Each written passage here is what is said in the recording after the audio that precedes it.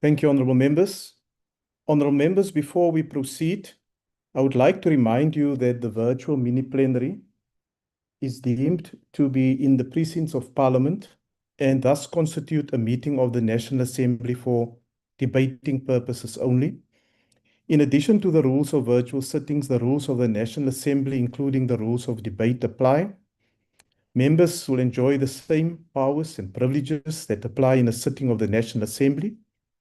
But members must equally note that anything that is said in the virtual platform is deemed to have been said to the House and may be ruled upon.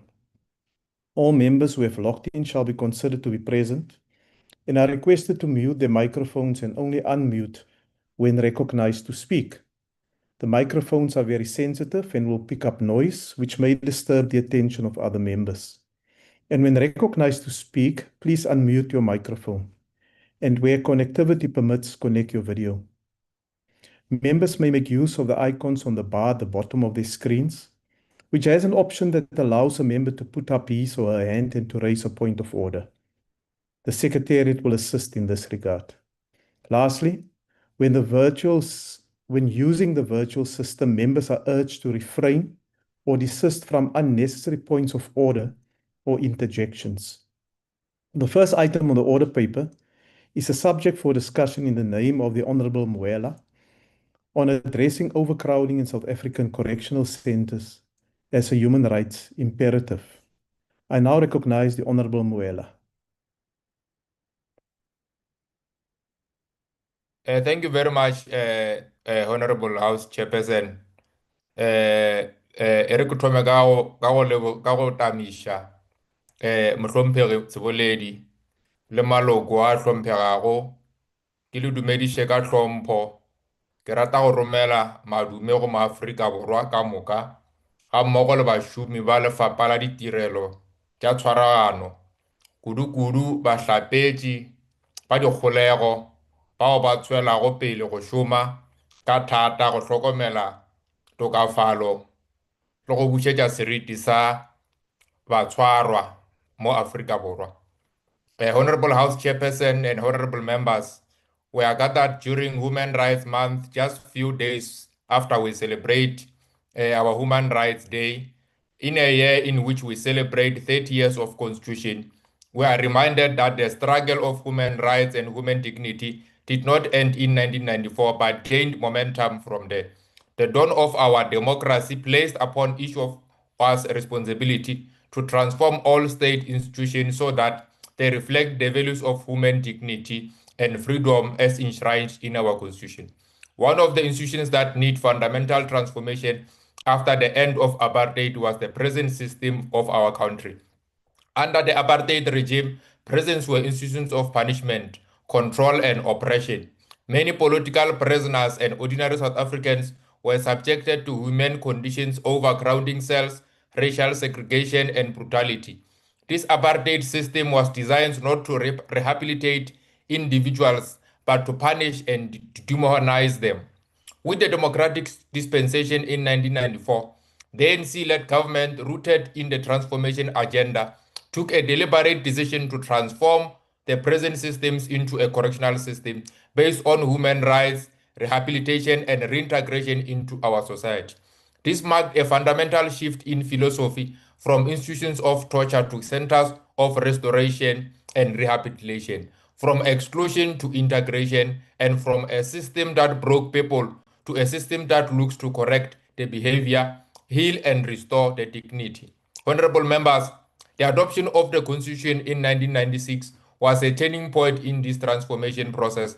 In terms of Section 2 of the Constitution, which enshrines the Bill of Rights, is a cornerstone of democracy in South Africa. Section 7.1 of this chapter specifically guarantees, and I quote, the rights of all people in a country and affirms the democratic values of human dignity, equality, freedom, and these rights apply to everyone, including those who are incarcerated. In terms of Section 35, subsection 2E of the Constitution of the Republic of South Africa, it further makes it clear that everyone who is detained, including every sentenced prisoner, has the right to conditions of detention that are consistent with human dignity, including adequate accommodation, nutrition, reading material, and medical treatment. The constitutional framework has fundamentally changed the approach to incarceration in our country. Offenders are no longer seen simply as criminals who must be punished, but as individuals who must be rehabilitated and adequately equipped with prerequisite skills and knowledge for social reintegration as a law-abiding citizen. It is with this framework, honorable members, that Department of Prisons was transformed into Department of Correctional Services. This was not merely a name change, but a reflection of a new vision and foresight to correctional services in South Africa. But the ANC-led government, this democratic government has made it clear that correctional centers are not meant to break people, but to rehabilitate them and prepare them to return to society as productive citizens. Honorable members, over the past 30 years, the democratic government has introduced various rehabilitation programs within correctional centers. These programs include education and literacy programs, vocational trainings, skills development, psychological services, social work services, and spiritual care programs. These interventions are aimed at addressing the root causes of criminal behavior and interventions ensuring that offenders leave our correctional centers better equipped to reintegrate back into the society.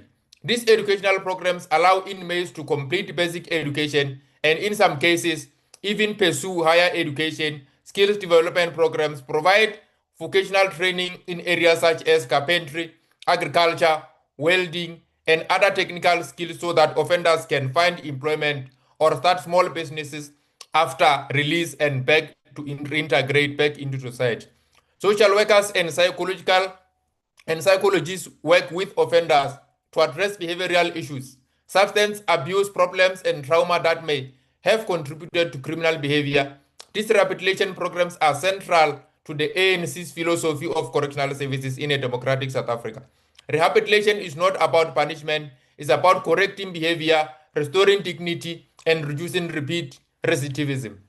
Honorable House Chair and honorable members, in addition to the rehabilitation programs that are found in our correctional facilities, education programs, the democratic government introduced measures such as parole, probation, and community corrections.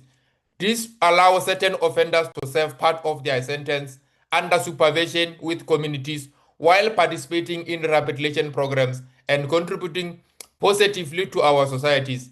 The key aspects of these measures, honorable members, introduced to comply with the new constitutional rights and transition presence into correctional centers, offering a second chance to offenders, which include community corrections, as I've alluded, which is the system that acts as the constitutional alternative to imprisonment, focusing on the reintegration of offenders into society and under supervision, which helps reduce overcrowding in our prisons. Parole systems reforms, which was also introduced via the Correctional Service Act 111 of 1998, which introduced a systematic parole process where offenders, after serving a specified number of period, can be placed under supervision such as house detention or electronic monitoring rather than full incarceration that must be served in correctional center. We also have correctional supervision and parole boards, which seeks to establish under the same act that I have alluded of correctional service, were established to deal with parole matters and matters of correctional supervision, which include community members to promote transparency and accountability. We also have restorative justice and repatriation, which are the programs that focus as repatriation and restorative justice, which involves victims and the community rather than purely repetitive punishment. Electronic monitoring, the department has implemented electronic as part of the community corrections framework to track paroles and probationers. Sport and reintegration, these programs encompass skills development, aftercare, and social frameworks to ensure offenders rebuild reproductive lives as and when they reintegrate back into our society. Honorable members and honorable chair, the famous Sakra Mahatma Gandhi once said, the true measure of any society can be found in how it treats its most vulnerable members. As we reflect during this historic month, we must remember that human rights apply to all people, including those who are incarcerated. The transformation of correctional services since 1994 forms part of the broader transformation project of building society based on human dignity, equality, and social justice. Yet we cannot ignore the persistent challenge of overcrowding in our correctional centers, which strain resources and directly violates the human rights imperative in Section 35, subsection 2E for dignified detention conditions, a legacy issue demanding urgent action through expanded community corrections and rehabilitation. Our correctional systems must continue to reflect the values of our Constitution and the ideals of our democratic society, paving the way for further progress and to a better correctional centers which assist in reintegrating our people back into society in a dignified manner. Ke a leboga, honorable members. Thank you very much. Thank you, honorable member. Thank you, honorable member. The next speaker is the Honorable Changase.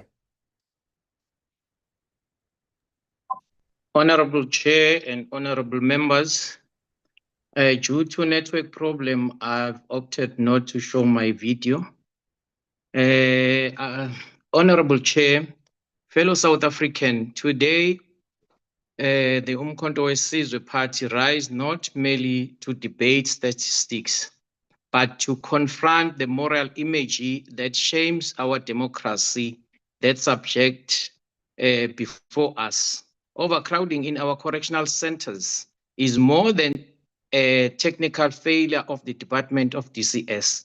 It is direct assault on human dignity, a betrayal of the very freedom our people fought and died for, as outlined in the MK Party People's Mandate. We recommit ourselves and defeating neo-apartheid in all its form, including the warehouse of our people in condition that strip them of their human dignity. This is not a charity. This is a justice. This is a developmental agenda. Our people's mandate demand, let us speak truth without fear or favor. As February 2026, South Africans prisoners hold over 168,000 inmates in facilities designed for just 107,000. That is a staggering 57% overcrowding rate. In the Eastern Cape, reaches 83%, in the Western Cape, 71%, and in Gauteng, 70%.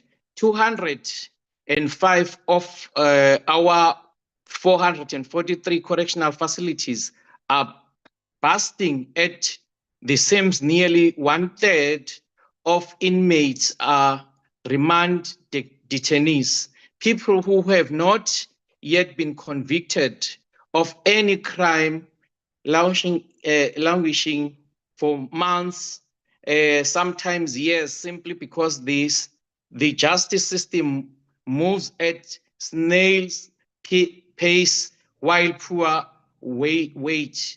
This is not correctional services. This is a cruel, disgust administration. Honorable members, this Constitution of 1996, Section 35, guarantees every detainee's people the right conditions that are consistent with human dignity.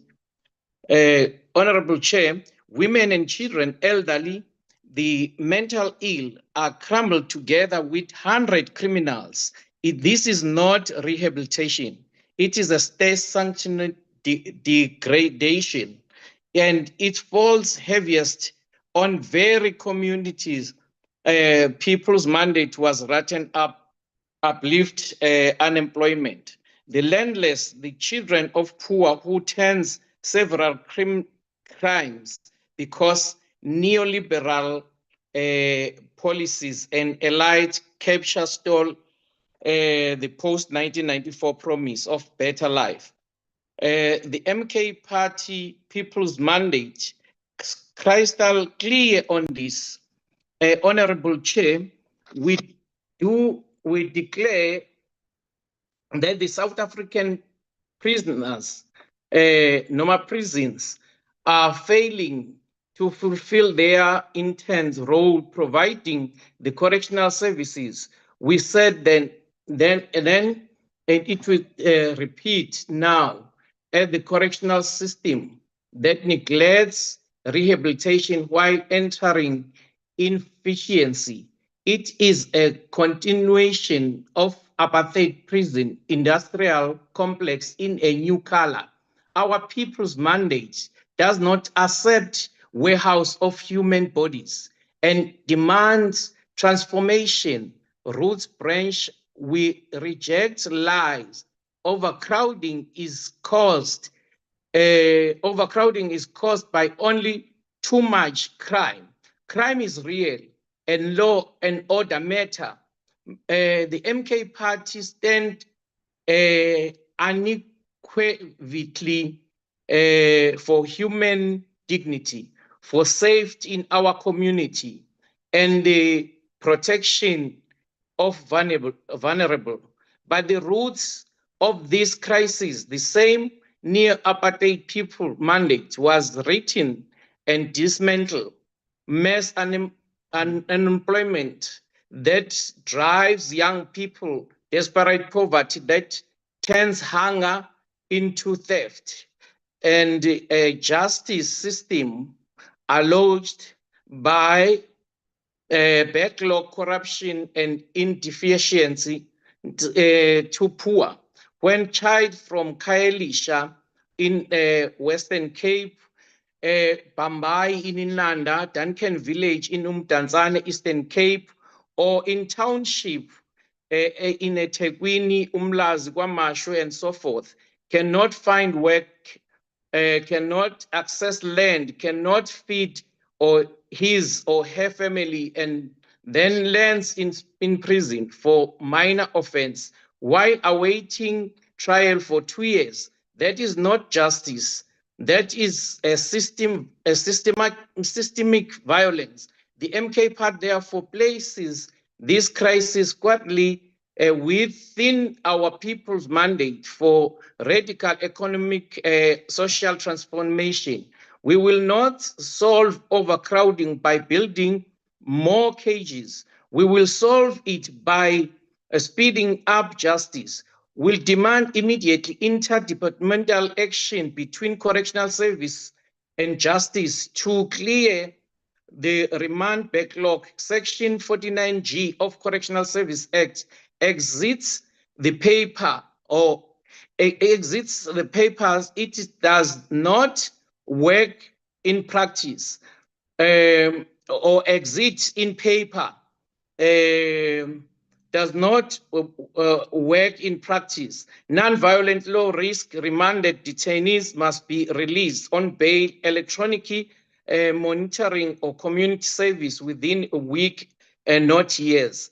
Secondly, expand the true rehabilitation people's mandate. Instead, that correctional facilities must correct behavior and restore dignity, not destroy it. We call for mandatory skills, program education, trauma counseling, and African Central normally regeneration rooted in Ubuntu, not the current half-hearted effort that leaves 40% of long-term inmates with no meaningful rehabilitation. A prisoner who leaves a prisoner worse than he or she entered in a ticking time or bombing for our communities. Thirdly, tracking the social economic driving of crime, the people's mandate is our blueprint.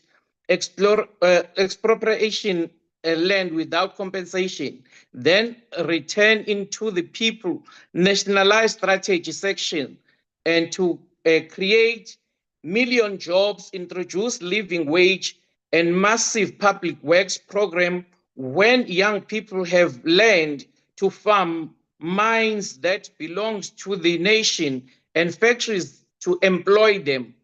In the intensive for petty crime collapse, prevention is the ultimate crowding strategy. Honorable Chair and honorable members, the MK reject the last budget for correctional services precisely because enriched inefficiency, neglected rehabilitation, and ignore the overcrowding crisis. When we continue to reject any plan that treats our people as statistics instead of human beings, people's mandate is not document gathering dust. It is a living covenant that the poor and the unemployed and forgotten. If this House truly believes in a human right, it must join us in declaring Honourable Member, overcrowding. your time has now expired. Thank you very much. Okay, thank you, Honourable Chair. Thank you, Honourable Member. The next speaker is the Honourable Deputy Minister of Correctional Services. Thank you very much, House Chair. Let me take this opportunity and appreciate honorable members of parliament, also fellow South Africans, ladies and gentlemen. This is the moment not only to reflect, but to reaffirm our historic responsibility, the one that speaks to very soul of our democracy. It is the responsibility and transformation, the responsibility of justice, the responsibility of leadership. When the African National Congress assumed the reins of government in 1994, it inherited a prison system designed not to correct, but to punish. We must never forget that. Not to rehabilitate, but to repress. It was a system that was rooted in the injustices of apartheid, a system that dehumanized and perpetuate cycles of crime and marginalization. Through the deliberate, progressive, and just action, the ANC-led government transformed the system into what we now know as correctional system. This was not merely a change in name, but a profound shift in philosophy, a change from retribution to rehabilitation, from isolation to reintegration, and from punishment to correction. As Nelson Mandela once said, I quote, "It is said that no one truly knows a nation until one has been inside its jail," I close quote. In transforming prisons into correctional centers, we sought that redefine what those walls represent, not places of despair, but spaces of restoration and hope. This vision was equally affirmed by Oliver Reginald Tambo, who cautioned that a nation that does not care for its prisoners, it is the nation that has lost its own moral compass. Honorable members, the reality we face today demands boldness, agency, and honesty. As at 17 March 2026, our correctional facility has housed 168,680 inmates against the approved bed space of 107,067, resulting in an occupancy level of 158% and overcrowding of 58%. Within this population, 105,740 are sentenced offenders, while 62,538 are remand detainees and 401 are state patients. In addition, there are 22,192 foreign nationals within our facility, of whom 8,073 are remand detainees and 13,460 are sentenced offenders. Honorable members, these figures represent more than a statistical challenge. They reveal a system under immense strain, a system that risks undermining the very gains of our transformation if decisive action is not taken. Overcrowding erodes human dignity, weakens rehabilitation efforts, fuels instability within our facilities, and ultimately compromises public safety. It is therefore imperative that confront its root causes with clarity and determination. The persistent delay in court processes continue to drive the high number of remand detainees, many of whom remain incarcerated for extended period without conviction, thereby undermining the principle that justice be both fair and timely.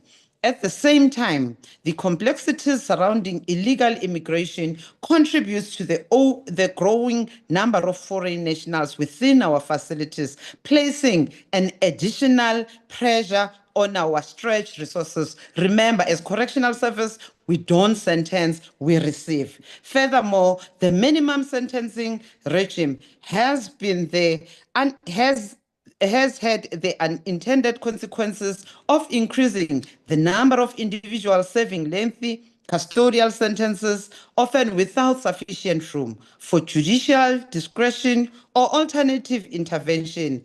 As Michael Foucault cautioned, I quote, prisons do not despair social problems. They disappear human beings, and close quote. And we must guard against the system of conceals rather than resolve underlying drives of the crime. Honorable members, the answer for these challenges do not lie in the construction of more correctional facility for a developing country such as our country, South Africa. This approach is neither sustainable nor aligned with the broader development priorities, as resource must be directed towards education, health, economic growth, and social upliftment. Instead, we must fundamentally transform the way in which justice is administered by embracing alternative sentencing mechanisms that prioritize restoration over punishment. Petty offenses should not automatically lead to incarceration, and individuals struggling with substance abuse should be directed towards treatment and rehabilitation programs rather than being confined within our correctional facilities. By expanding the use of community services, restorative justice processes, and diversion program, we can reduce the inmate population while promoting accountability and reintegration. Honorable members, our responsibility extends beyond the walls of correctional centers. Rehabilitation must not begin at the point of incarceration. However, it must be embedded within the society itself. By anchoring correctional programs within schools, communities, and youth development initiatives, we can ensure that young people are equipped and skilled with values, opportunities necessary to avoid conflict with the law in the first place. This requires a strong partnership between our government and civil society and private sector, as well as our commitment to this intervention and prevention, like we've done today in Hoshimampuru with all the sectors and the fraternal that was here. Our government of national unity and our society must lead the courage of conviction by working closely with collaboration with Department of Correctional Services, the South African Police Services, the judiciary, and all entities within the criminal justice system to address the structural causes of overcrowding. This requires coordination effort to improve efficiency of court processes, review sentencing policies, strengthen border management, expand the use of non-custodial sentence, simultaneously investing in rehabilitation and reintegration program. In confronting overcrowding, we must all recognize the immense pressure placed on correctional officials whose ability to deliver and rehabilitative mandate is constrained by limited space resources.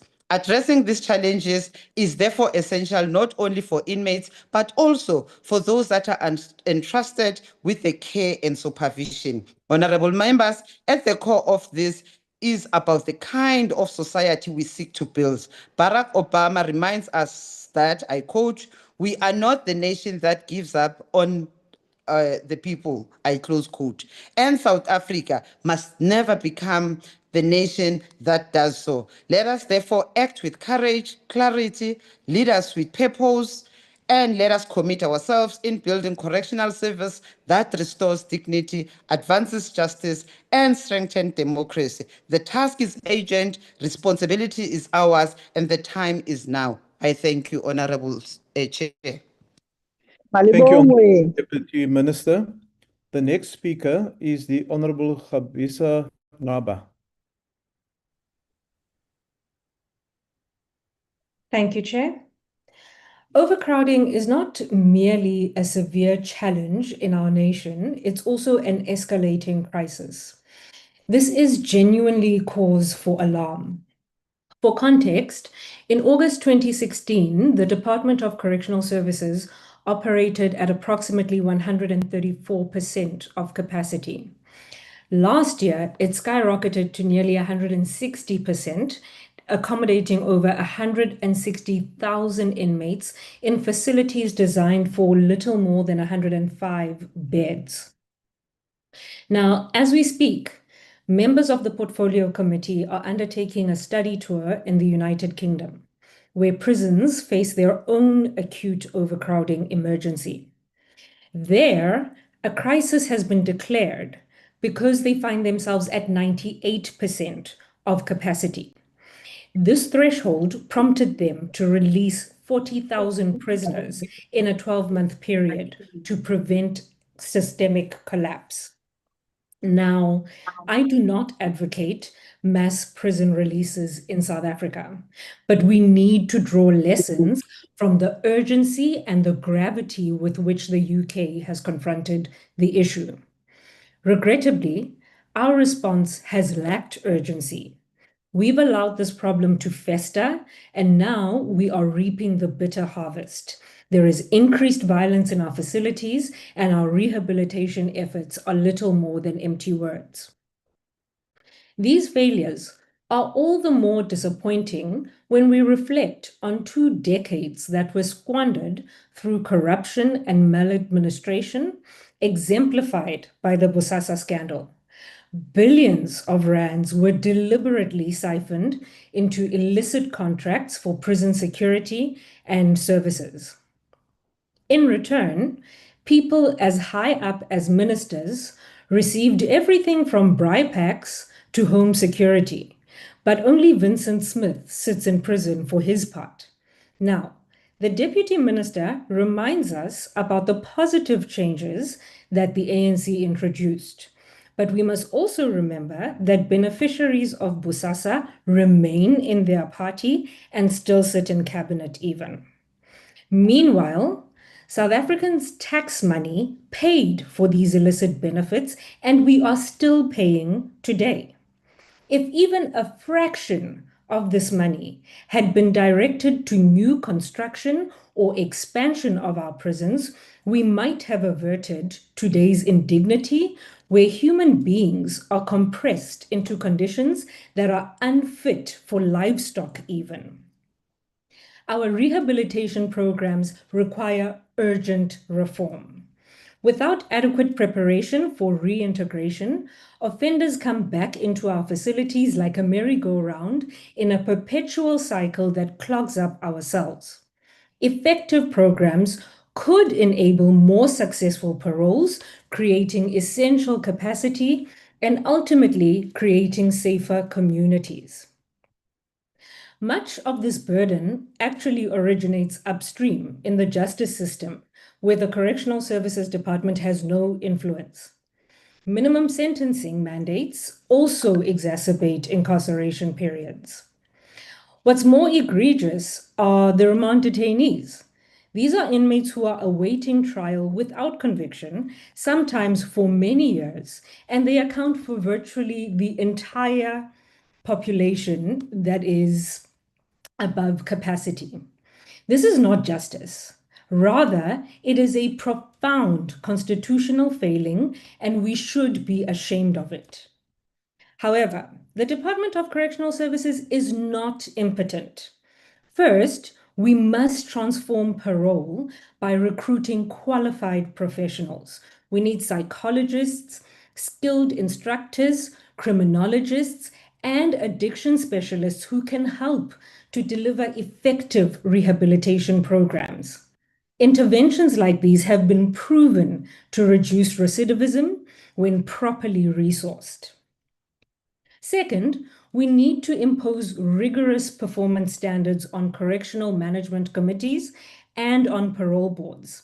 This will address stalled applications that are mired in delays, especially because of incomplete documentation.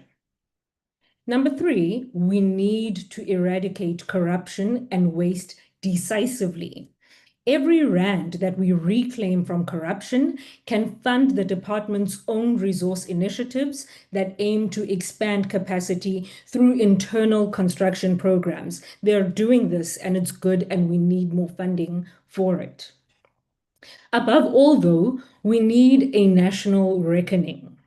How can we profess to be faithful to our constitution while unconvicted people languish in prison indefinitely? And this is across provinces. The Eastern Cape, the Western Cape, Gauteng, they are all teetering on the brink.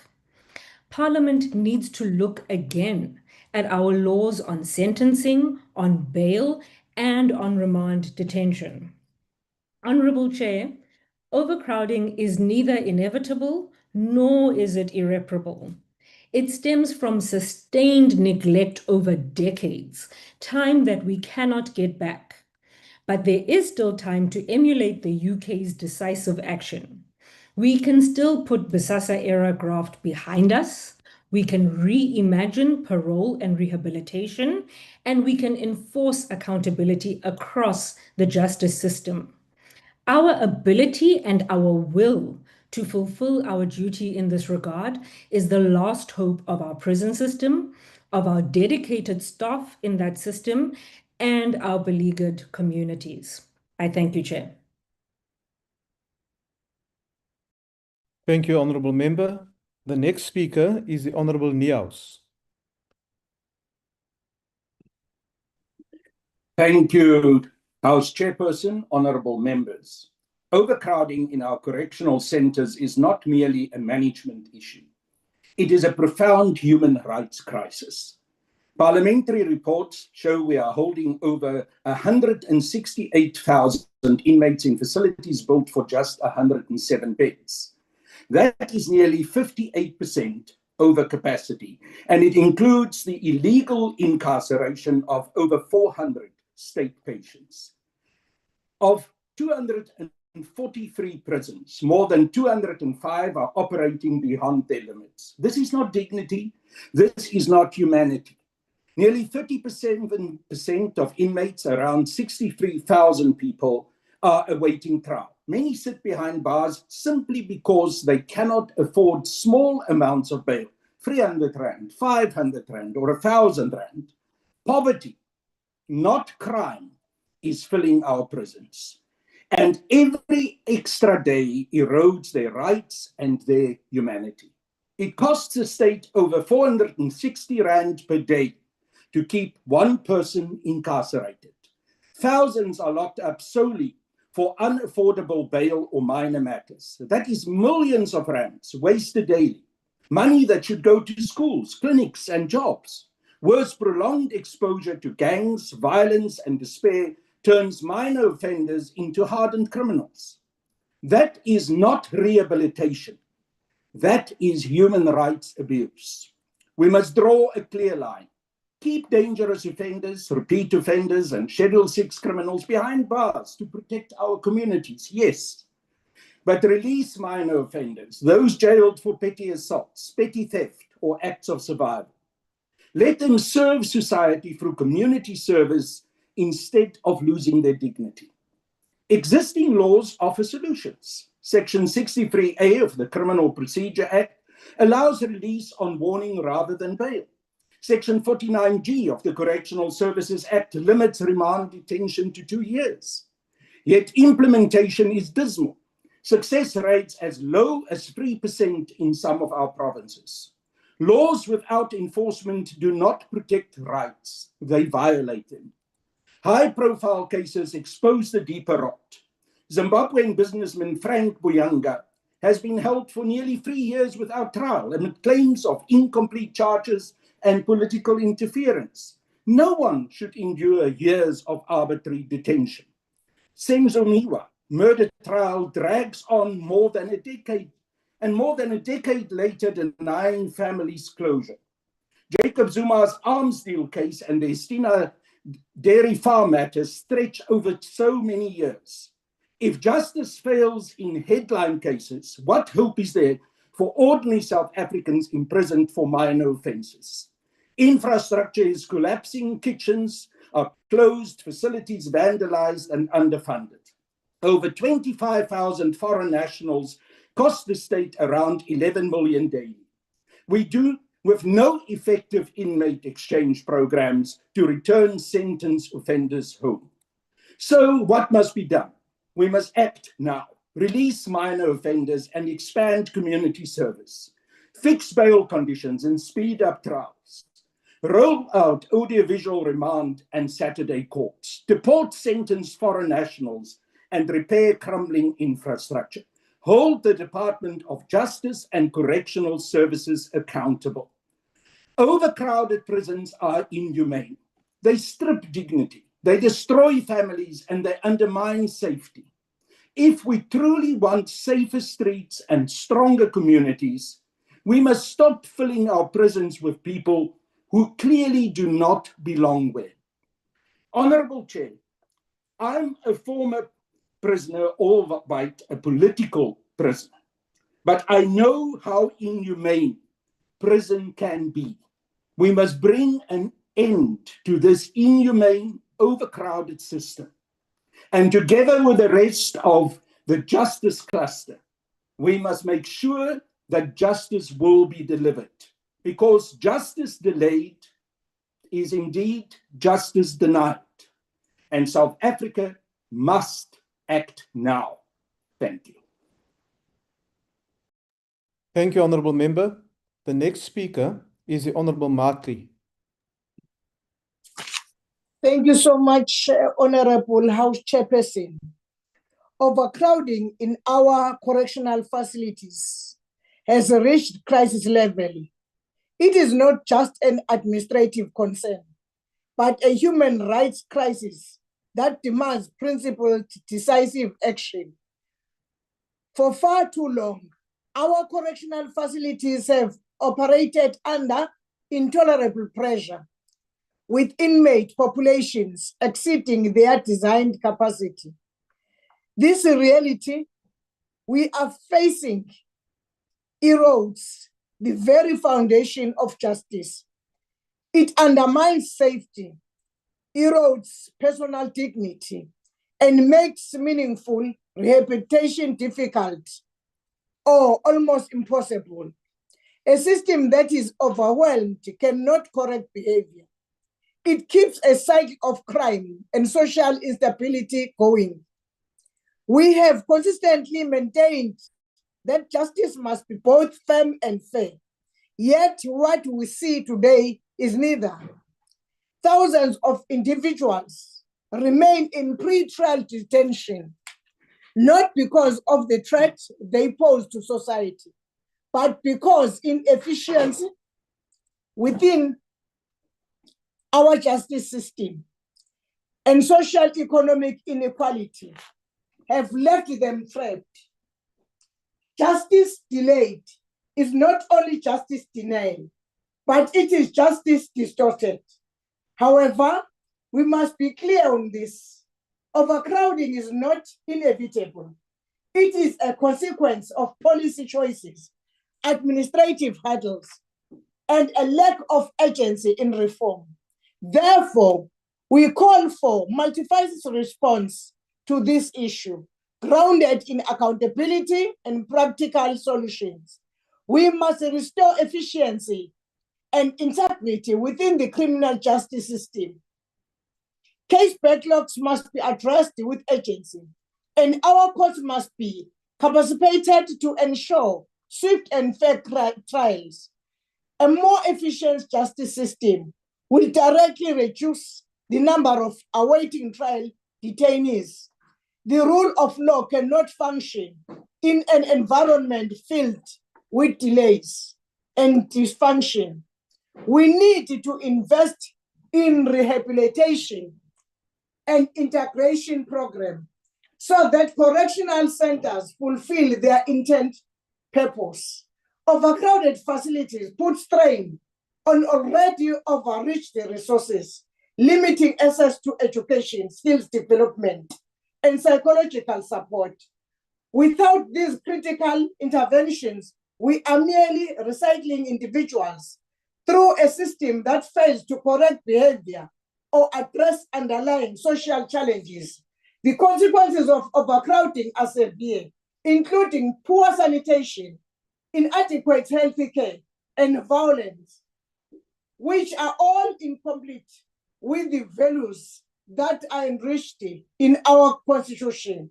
The IFP believes in a correctional system that upholds discipline, dignity, and rehabilitation. We reject both lawlessness and inhumanity. We believe in a society where the guilty are held accountable, but never stripped of their humanity. Addressing overcrowding is not about being soft on crime, but it is about being serious about justice, ensuring that our correctional system is effective, human, and aligned with the very principles we claim to uphold. I thank you, House Chairperson. Thank you, Honourable Member. The next speaker is the Honourable Hendricks. Thanks, Honourable Chair. I'll asking to leave my video off network speed. Honourable members. Honourable members, South African prison system is not under pressure. It is in a crisis. We have over 165,000 inmates in our facilities, built for 105,000. That is more than over 60,000 over capacity.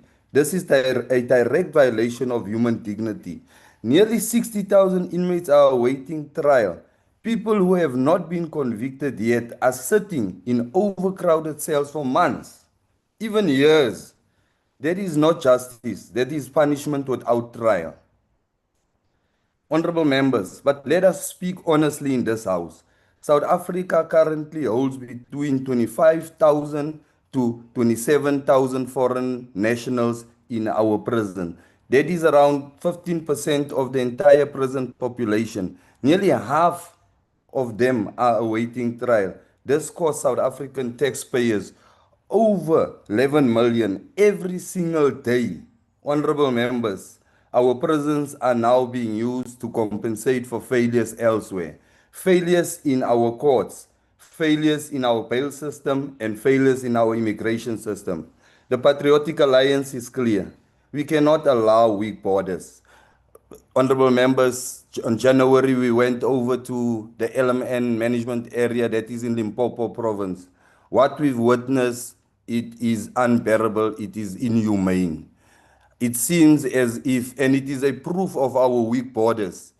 The border, the guys, they jump, it is an easy meal. One even alluded to me that the meal he gets in our prisons is better than the meal that he gets in his village. So this is not about emotions. It is about capacity, honorable members, fairness and accountability.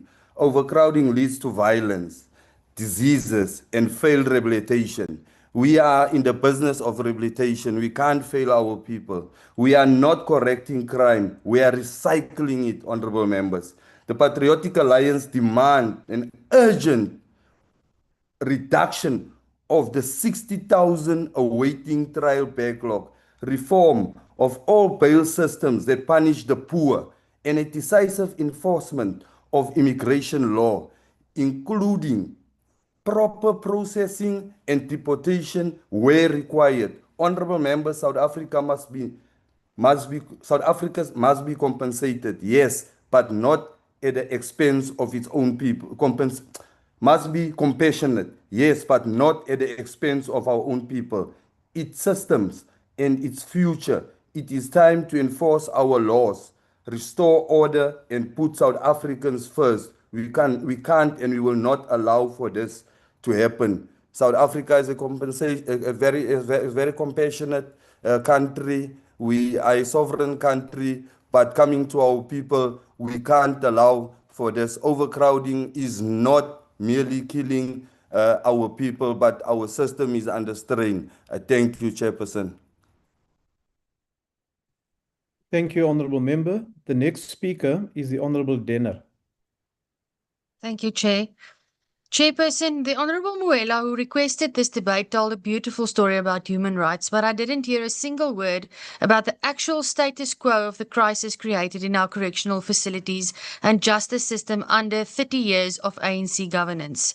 Overcrowding in South African correctional centres is a structural failure of the entire justice system, not a management failure of the Department of Correctional Services, Honourable Shangase. The department functions at the tail end of the criminal justice chain and has no legal authority to refuse any individual referred to it by the courts, regardless of its occupancy level. Currently, there are just over 107,000 bed spaces available, which is sufficient to accommodate the little more than 105,000 sentenced inmates in the system. The crisis, however, is driven by the presence of more than 62,000 remand detainees, which pushes the total inmate population to over 168,000. The justice system is currently detaining about 2,600 individuals solely because they cannot afford bail set at R1,000 or less. Housing these individuals costs the taxpayer more than R460 per person per day. This reflects a systemic blockage where poverty rather than public safety dictates continued detention. To mitigate this, a pilot for an independent bail fund has been launched to advance bail for those already deemed eligible by the courts for non-serious crimes using no public money. This is a proactive approach. Furthermore, there are between 20,000 and 30,000 foreign nationals currently in correctional facilities, costing the taxpayer around R11 million every single day. Their continued detention is a direct consequence of a slow-working and collapsing justice system where legislative amendments, such as those required for the deportation of foreign offenders, take years to process due to a historical lack of political will. The primary department tasked with overseeing the protection of human rights, namely the Department of Justice and Constitutional Development, is effectively violating them because of the slow-moving broader justice machinery. The Minister of Finance recently announced funding for the construction of 2 more correctional facilities, but infrastructure is not an immediate solution to a systemic emergency. Projects such as the Burgersdorp Correctional Centre upgrade of 519 beds and the Parys project of 230 beds will not be completed until late 2026. However, bricks and mortar cannot be the primary response to this crisis. A holistic approach is required to address the front end of the system. A significant lack of political will and necessary action characterized the Department of Corrections before Minister Groenewald took office in 2024. Since this transition, the systemic issues contributing to overcrowding have been identified, honestly communicated, and met with proper formulated plans. This includes exploring enhanced correctional supervision for eligible candidates to alleviate the burden on detention centres. Other departments in the justice cluster have not been as forthcoming, an imperative needed to address this crisis. The solution to overcrowding does not lie in building more cells or releasing offenders early. It lies in fixing a justice system that is currently failing to function. The Department of Correctional Services has its faults and problems, but it is not the source of this problem. It is merely the destination of a broken process. The priority remains strategic, responsible, and lawful measures that address the root causes of detention without sacrificing the safety of the South African public. Thank you, House Chair. Thank you, Honourable Member. The next speaker is the Honourable James. Honourable Speaker, 5.2 billion, money taken directly from South African taxpayers every year. This is not money spent on South Africans, not on victims of crime, not on improving safety in our communities. Instead, it is spent on housing and feeding 26,000 foreign criminals in our prisons. These criminals cost us 17,000 per inmate per month, which is a disgusting 5.2 billion every year. One simple solution to end overcrowding is to deport every single one of these foreign criminals to their country of origin and make their governments pay the cost. South Africa is not a hotel for housing foreign criminals. When Action SA raised this, the minister responded that there are no bilateral agreements in place because South Africa lacks the enabling domestic laws to transfer sentenced offenders. What on earth has the GNU of 75 ministers and deputy ministers been doing for the past 20 months? In the same time, Action SA, with just 6 seats, has introduced 6 bills in Parliament. This is yet another example of government more interested in photo opportunities than fixing the real problems, while Action SA does the work. As Action SA, we will always do the work of putting South Africans first. We cannot continue paying again 5.2 billion year after year to house foreign criminals at a cost of 17,000 rand per month. They must be deported to serve their sentences in their countries of origin, and their governments must carry the cost. And if the minister will not introduce the legislation to make this happen, Action SA will. I thank you. Thank you, Honourable Member. The next speaker is the Honourable Swart. Thank you, House Chair. House Chair, the ACDP is fully aware of severe overcrowding at many of the correctional services, as highlighted by other speakers, at 58%, which year by year is getting worse. This negatively impacts on attempts at rehabilitation and places the safety and security of both inmates and officials at risk. But let us remember that correctional services is a receiving department, and as crime levels increase and more offenders are successfully prosecuted, so does the pressure on correctional services. This overcrowding impacts negatively on attempts to rehabilitate offenders and reduce recidivism. Now, the ACDP has long supported restorative justice principles, where the offender is not a danger to society, particularly in property crimes. In such cases, compensation should be paid to victims of such crimes instead of incarceration. And this is based on the principle of restitution. Offenders can then be rehabilitated and integrated into society to lead responsible lives, as opposed to the present practice of imprisonment, where offenders are often raped and abused into a lifetime of crime. Another way of addressing overcrowding is to reduce the number of awaiting trial detainees, many of whom may not be guilty of the crimes they are charged with. The challenge is, of course, with severe delays in the criminal justice system, where criminal trials can take years to finalize. Speedier finalization of trials will go a long way to solve this problem. And there are many provisions in our legislation to reduce overcrowding, including the Bail Protocol, Section 49G of the Correctional Services Act, Section 63(1) and 63A of the Criminal Procedure Act, but these are not being used optimally. Many such awaiting trial detainees have bail set of less than 1,000 rand, but cannot even afford nominal amounts of 500 rand. This whilst it costs 460 rand per day to incarcerate such awaiting trial inmates. This does not make sense. And we in the ACDP support the pilot independent bail project to resolve this issue. Lastly, we also believe, as other members have highlighted, that a way of reducing overcrowding is to enter agreements with other countries to allow the many foreign nationals who are serving sentences in our facilities to serve those sentences in their home countries after deportation. There are between 20,000 and 25,000 foreign nationals in our facilities. And if the legislation does not exist, then we, or the Portfolio Committee of Correctional Services, should bring a committee bill to pass that legislation. I thank you, House Chair. Thank you, Honourable Member. The next speaker is the Honourable Nontenja. Thank you, Honourable House Chair. House Chair, the overcrowding of correctional centres in South Africa is not merely an issue of capacity or administration, but rather a profound human rights failure. Our prisons are operating beyond their capacity, with thousands of inmates living in conditions that are overcrowded, under-resourced, and often unsafe.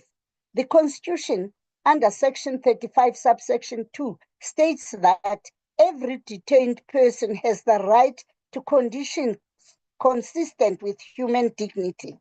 Yet overcrowded prisons have become breeding grounds for health risks, violence and security, inhumane living conditions, and limited access to services.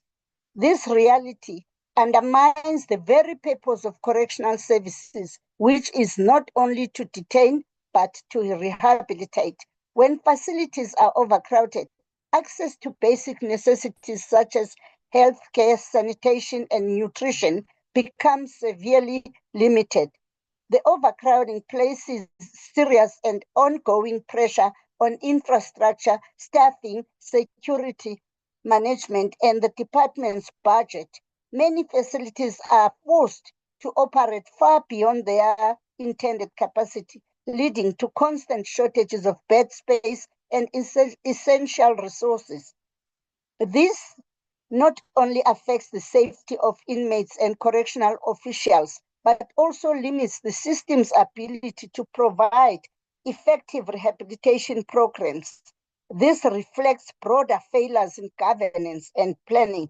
The UTM reiterates that speeding up court processes to reduce pre-trial detention, use of community service for minor offenses, improving parole systems, and investing in rehabilitation programs, the government can significantly ease overcrowding while protecting the rights and dignity of inmates.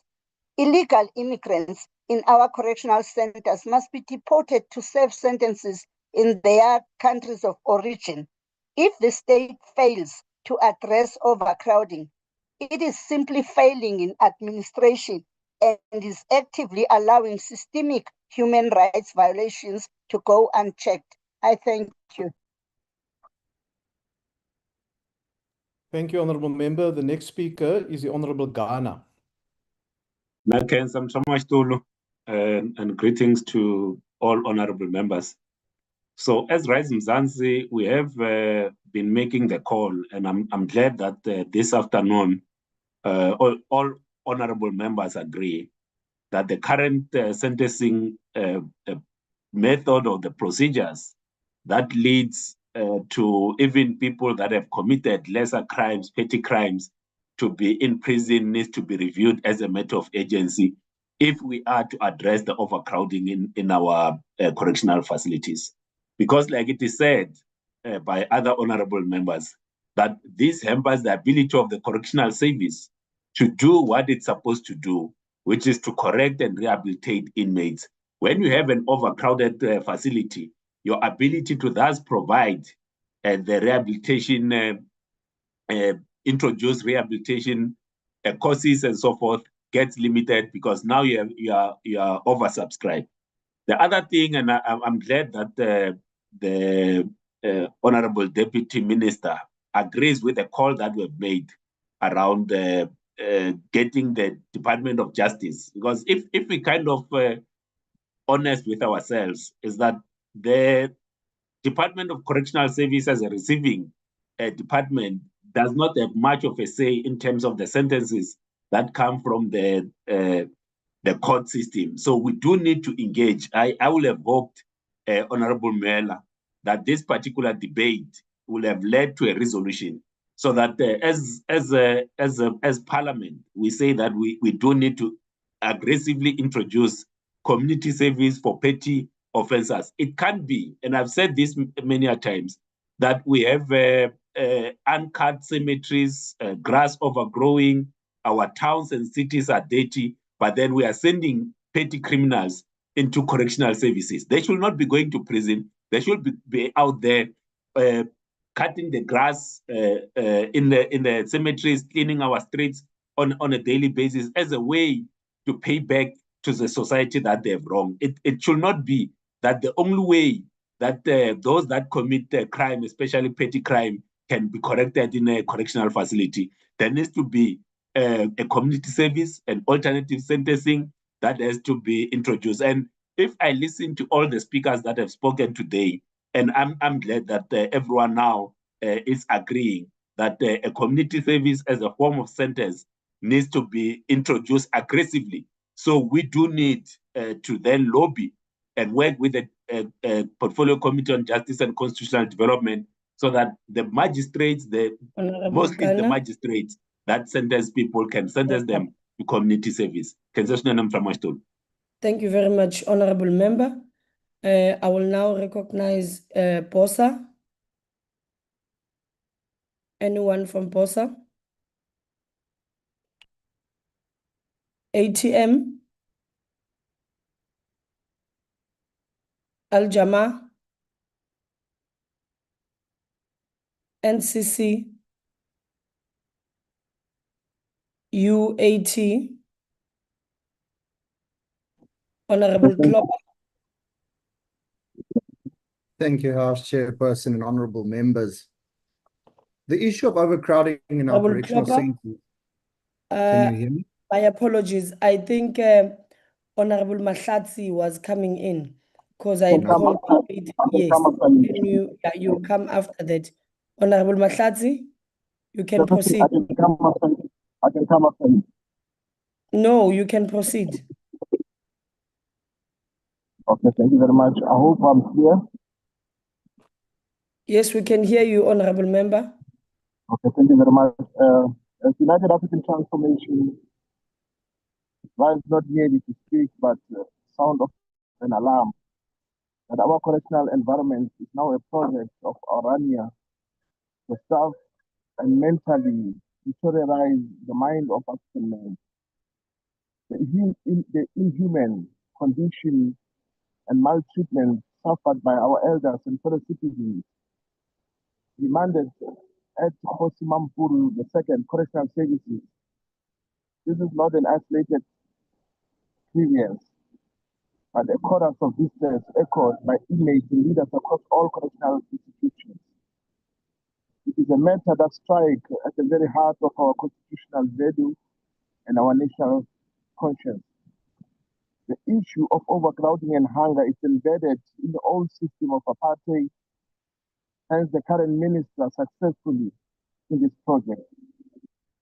This is not simply about food or overcrowd, it's about dignity. It's about whether, as a nation, we honor Section 35, subsection 2E of our Constitution, which guarantees that every prisoner adequate nutrition at the state expenses. Are we, through our policies and practices, mere custodians of these bodies? Or are we truly committed to the human treatment entrenched in the Constitution and the Correctional Service Act, 1 of 1998? Honorable members, the facts are abstract as that they are shameful. Report from Hosi Mampuru II Correctional Service Center revealed that elders and other inmates are routinely served only 2 meals a day. In flagrant violence of both Section 8, subsection 5 of the Act and explicit order of the High Court in the Participative Management Committee versus Minister of Justice and Correctional Services, a judgment delivered as recently as 2018. The results up to 19 of even 20 hours passed between meals for some, notably our elderly and sick. We imagine a 65-year-old prisoner with underlying medical conditions left without a sentence from early afternoon until the next morning. This is not just a failure of administration, it is a silent engineering of suffering, tantamount to a slow starvation. Let us speak frankly about the quality of these meals. Description of breakfast as meal as potato and butter. Honorable Mahlatsi, please wrap up 5 seconds.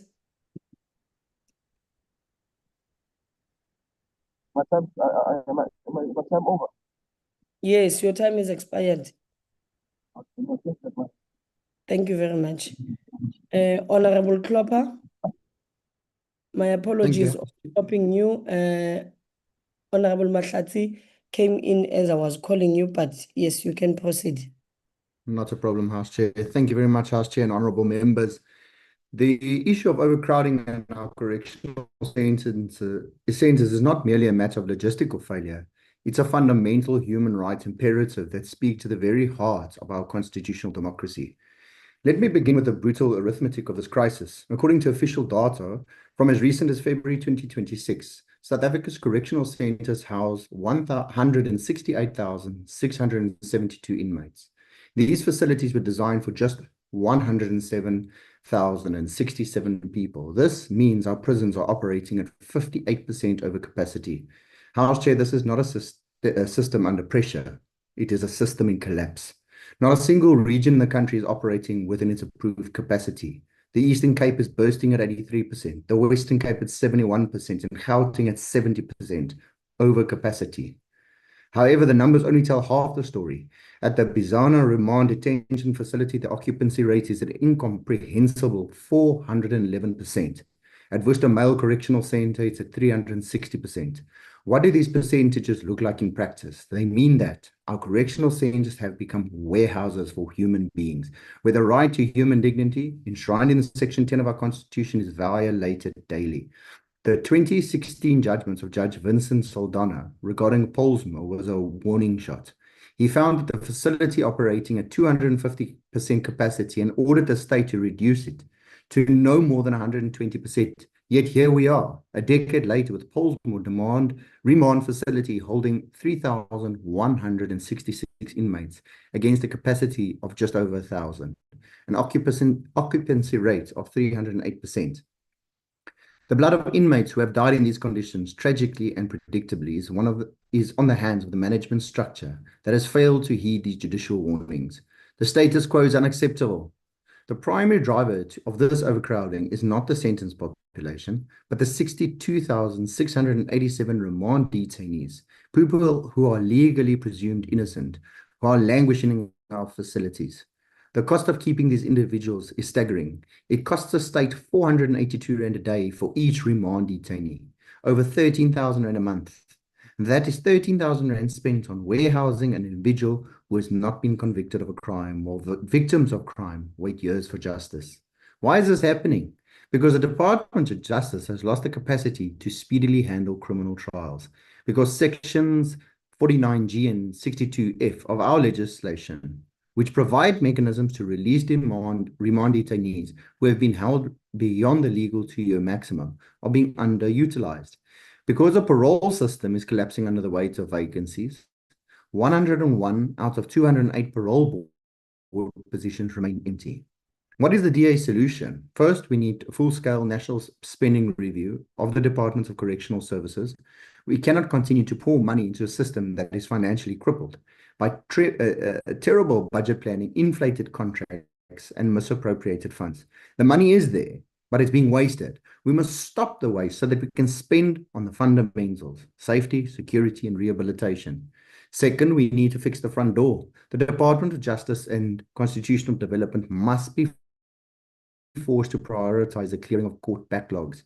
It is a constitutional outrage that tens of thousands of unconvicted individuals are held in inhumane conditions because the state cannot bring them to trial. Third, we need to utilize the legislative tools we already have. As the Portfolio Committee noted, the Correctional Service Act allows for the placement of inmates under correctional supervision or parole when numbers exceed capacity. But this is rarely used and due to the administrative bottlenecks. We must also differentiate between offenders. An unemployed, hungry person who stole a loaf of bread should not be housed in the same overcrowded cell as a violent criminal awaiting trial for murder. We need a classification system that prioritizes rehabilitation for low-risk offenders and reserves our limited high-security space for genuine threats to society. Fourth, we must address the foreign national dilemma. There are 25,585 foreign national inmates costing the state over 11 million a day. And I'll repeat that, 11 million a day. We need an inmate exchange program and an expedited deportation process for those with minor offences. House Chair, let me address the member who proposed the discussion, Mr. Moela.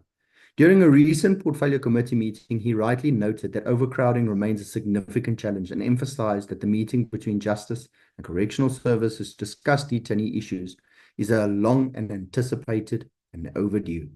And we agree entirely, Mr. Moela, but anticipation and meetings are not enough. The ANC presided over this crisis for 30 years. Now in the GNU, we have an opportunity to act. The DA will not stand by while vital institution crumbles. We will intensify our oversight visits. We will use every parliamentary mechanism at our disposal to hold the executive to account. We will call the minister to commit here today to an urgent action plan that includes a binding timeline to reduce overcrowding to the constitutional standard of 120% capacity, a moratorium on the incarceration of low-risk, non-violent offenders pending the outcome of sentencing review, and the immediate filling of all vacant parole board positions. Overcrowding turns correctional centers into universities of crime.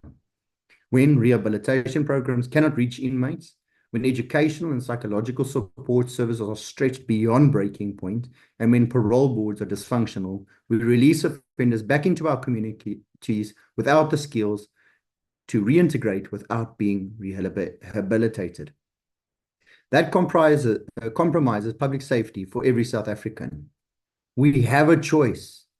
We can continue to warehouse human beings in conditions that violate their constitutional rights, or we can act.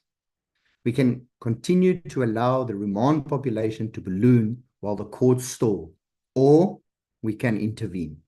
The DA chooses action. We choose reform, and we choose to uphold the Constitution. For those inside our prisons and for the communities they will one day return to.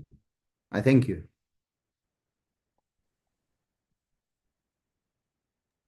Thank you, Honorable Member. I will now recognize Honorable Jama. Thank you, Honorable House Chair. Honorable members, this debate takes place during Human Rights Month, a period in which we do not simply reflect, but we remember. We remember Sharpeville Massacre.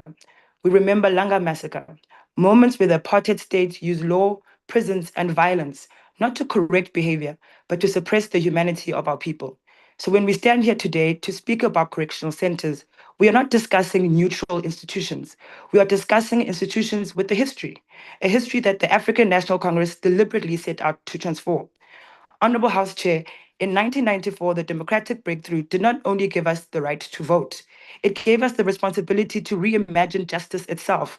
And through the adoption of the Constitution of the Republic of South Africa, we made a decisive break from a system that dehumanized to one that recognizes that every single person, including an inmate, carries inherent dignity. That is the foundation of our correctional system, not punishment for its own sake, but rehabilitation, reintegration, restoration. And yet, honorable members, we must confront a painful contradiction because overcrowding in our correctional centers threatens that very vision. It compresses human beings into spaces that were never designed to hold them. It stretches resources beyond capacity. It places both inmates and officials under strain. And in doing so, it risks eroding the very dignity our Constitution demands we protect. But let us not fall into the trap of shallow analysis. Overcrowding is not simply an administrative failure of the Department of Correctional Services. It is a social outcome. It is produced long before a person enters a cell. It is produced in communities where poverty persists. Unemployment excludes millions. Young people are left without opportunity. Substance abuse takes root. Gender-based violence destroys families, and inequality continues to shape life chances. So if we speak about overcrowding honestly, we must say our correctional centers are carrying the weight of societal failure. Honorable members, the ANC has never believed that justice begins and ends behind prison walls. That is why our approach is not narrow, it is transformative, a whole of society approach. Because crime is not created in correctional centers, it is created in conditions of deprivation, exclusion, and marginalization. This is why over the past 30 years, the ANC-led government has invested in expanding access to education, advancing skills development, building pathways into employment, rolling out social development programs, strengthening community-based interventions, and confronting substance abuse and violence. Because when a young person has opportunity, when a household has stability, when a community has hope, the likelihood of entering the criminal justice system is reduced. Honorable House Chair, at the same time, we must deal with the realities within the system itself, because overcrowding is also driven by system inefficiencies. Awaiting trial detainees held for too long, delays in court processes, slow parole decisions, challenges in deportation processes, and limited use of alternate sentencing. And here we must agree that no single department can resolve these issues in isolation. This requires active coordination between the South African Police Services, the Department of Justice and Constitutional Development, the Department of Correctional Services, and the Department of Home Affairs. Because when one part of the system delays, then the entire system becomes congested. Honorable members, we must also confront another difficult truth. As we intensify the fight against crime, As we deploy more resources into communities, as we disrupt criminal networks and gangsterism, arrests will increase, and that will increase pressure on the correctional centers. So the question before us is not whether we act against crime. The question is whether we are building a system that is fit for purpose to manage both justice and dignity at the same time. This is why the ANC continues to advance concrete practical interventions, expanding alternative sentencing for non-violent offenders, strengthening community corrections and probation, improving parole systems, investing in infrastructure and upgrading facilities, and scaling up rehabilitation and skill development programs. Because incarceration without rehabilitation is not justice, but it is delay. Honorable House Chair, rehabilitation does not end at the prison gate. It continues in our communities. And here, society must be challenged because too often we expect people to reintegrate, but we deny them the opportunity to do so. We deny them jobs, we deny them acceptance, we deny them a second chance. And then we are surprised when they return to crime. If we are serious about breaking the cycle, we must build a society that is prepared to receive, not reject, because reintegration is not an act of charity, it is an act of justice. Honorable members, this debate is not only about overcrowding, it is about the soul of our justice system. A system that punishes without transforming will reproduce crime, but a system grounded in the values of our liberation struggle, human dignity, equality, and social justice is a system capable of building safer communities. As the African National Congress, we remain committed. We will defend the principle of human dignity even where it is unpopular.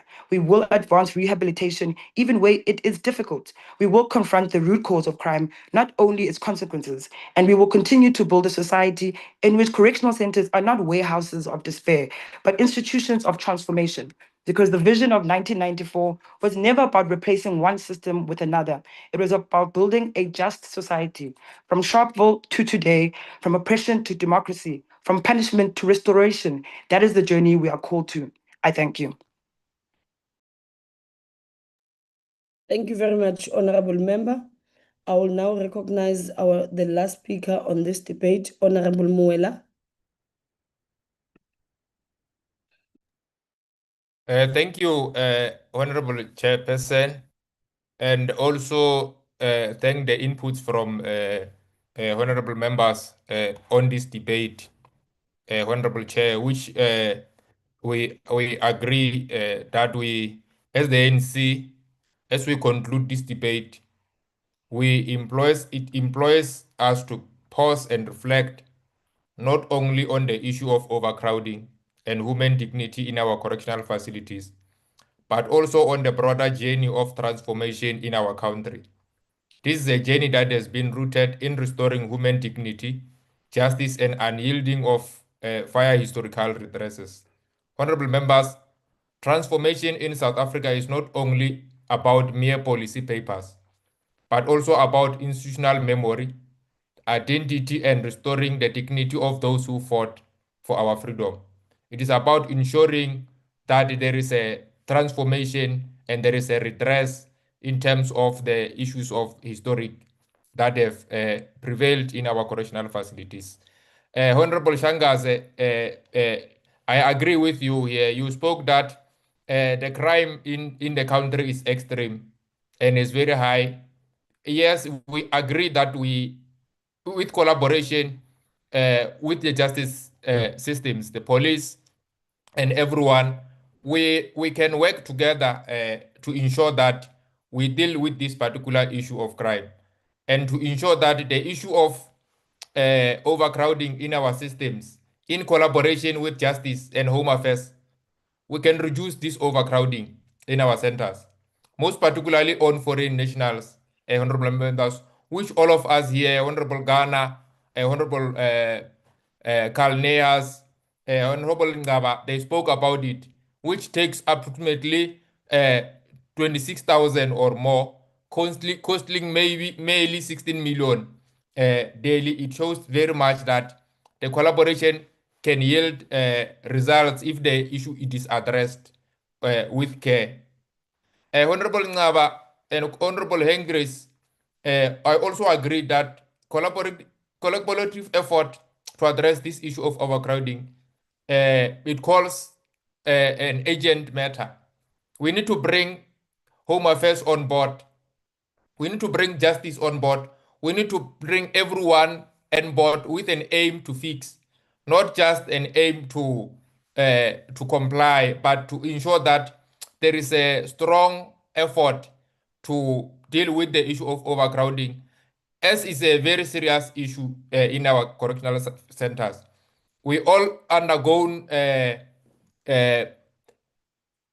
oversight processes, Honorable Hendricks, and we agreed that we need to deal decisively with this particular matter as a matter of time. So, with a common goal of fixing this matter, than just a mandate and compliance sake, we need to deal decisively on this matter as the African National Congress. Honorable members, as the African National Congress, we remain committed to transformation in all its forms. Transformation of our justice system, transformation of correctional services, transformation of economy, transformation of our society, and transformation of the symbols and spaces that shape our national identity. We are furthermore committed to the rehabilitation of inmates, eradicating overcrowding, upholding their human dignity under departmental coordination, and addressing the root cause of crime in our societies. But ultimately, our goal is that of a national democratic revolution to build a just society, safer communities, and a South Africa that truly reflects the values of our constitution. A South Africa that cares, a South Africa that brings everyone together in order to fight for a common goal of reducing the thrives of overcrowding in our correctional center, so that everyone, either arrested, either in the correctional service or not, enjoys the rights of dignity, the rights of protection, and the rights that protect them in order to live a safer life wherever they find themselves in. This is our priority as the African National Congress.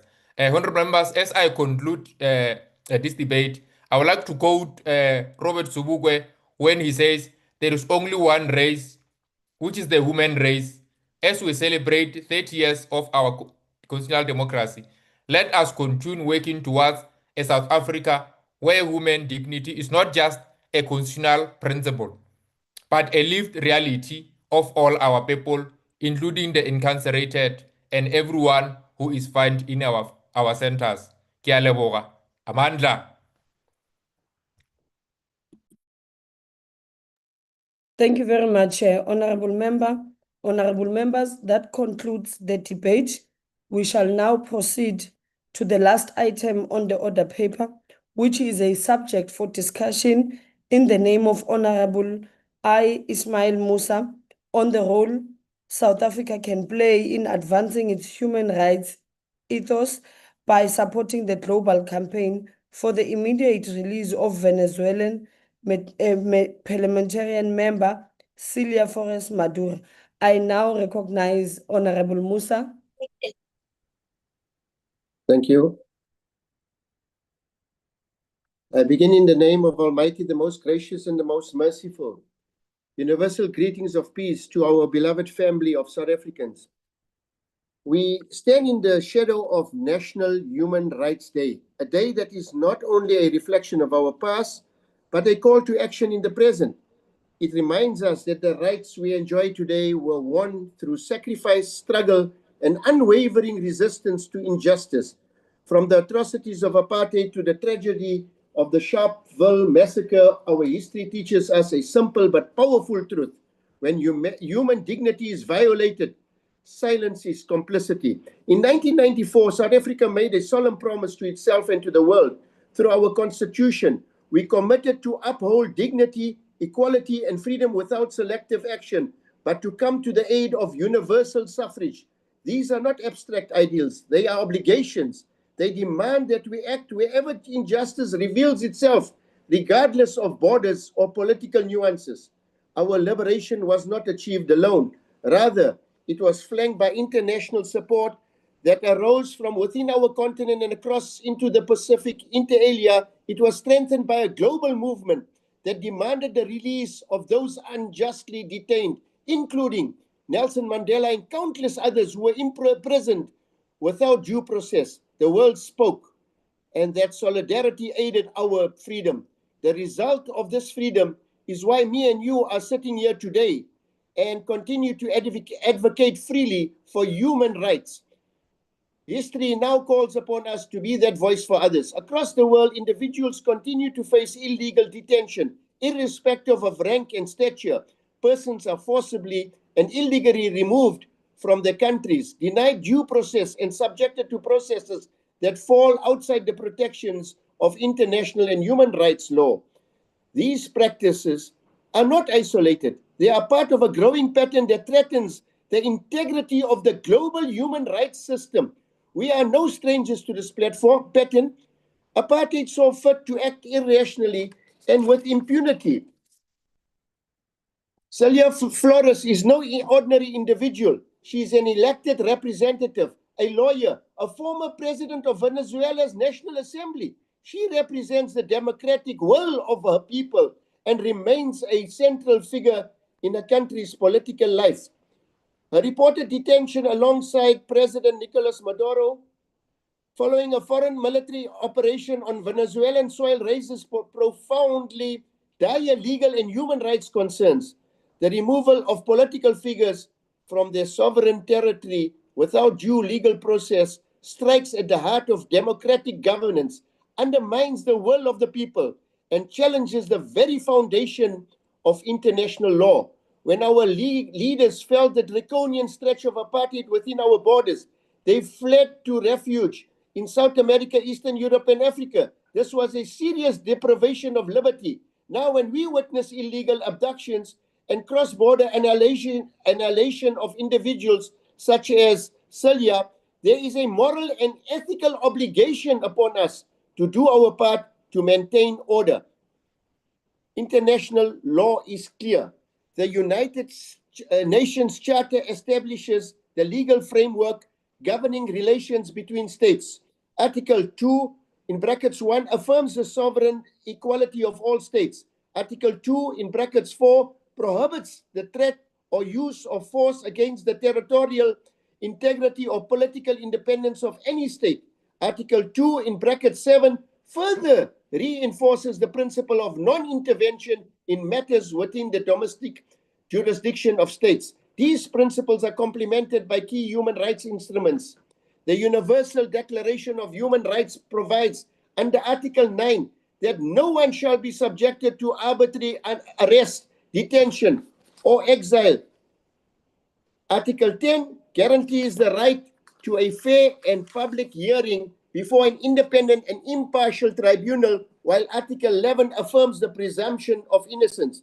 The International Covenant on Civil and Political Rights strengthens these protections. Article 9 prohibits arbitrary detention and requires that any deprivation of liberty be lawful and procedurally fair. Article 14 guarantees the right to a fair trial, including access to legal representation and the ability to challenge detention before a competent court.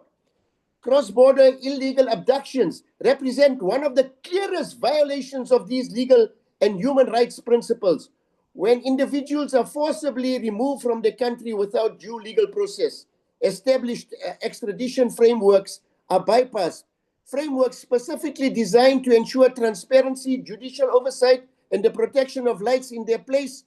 We see unilateral actions that deny individuals access to their own legal systems and strip them of their fundamental protections. Additionally, these practices erode the very foundation of the rules-based international order. If such actions are normalized, we risk creating a global environment where power overrides principle, where states act beyond the limits of law, and where individuals become vulnerable to arbitrary detention.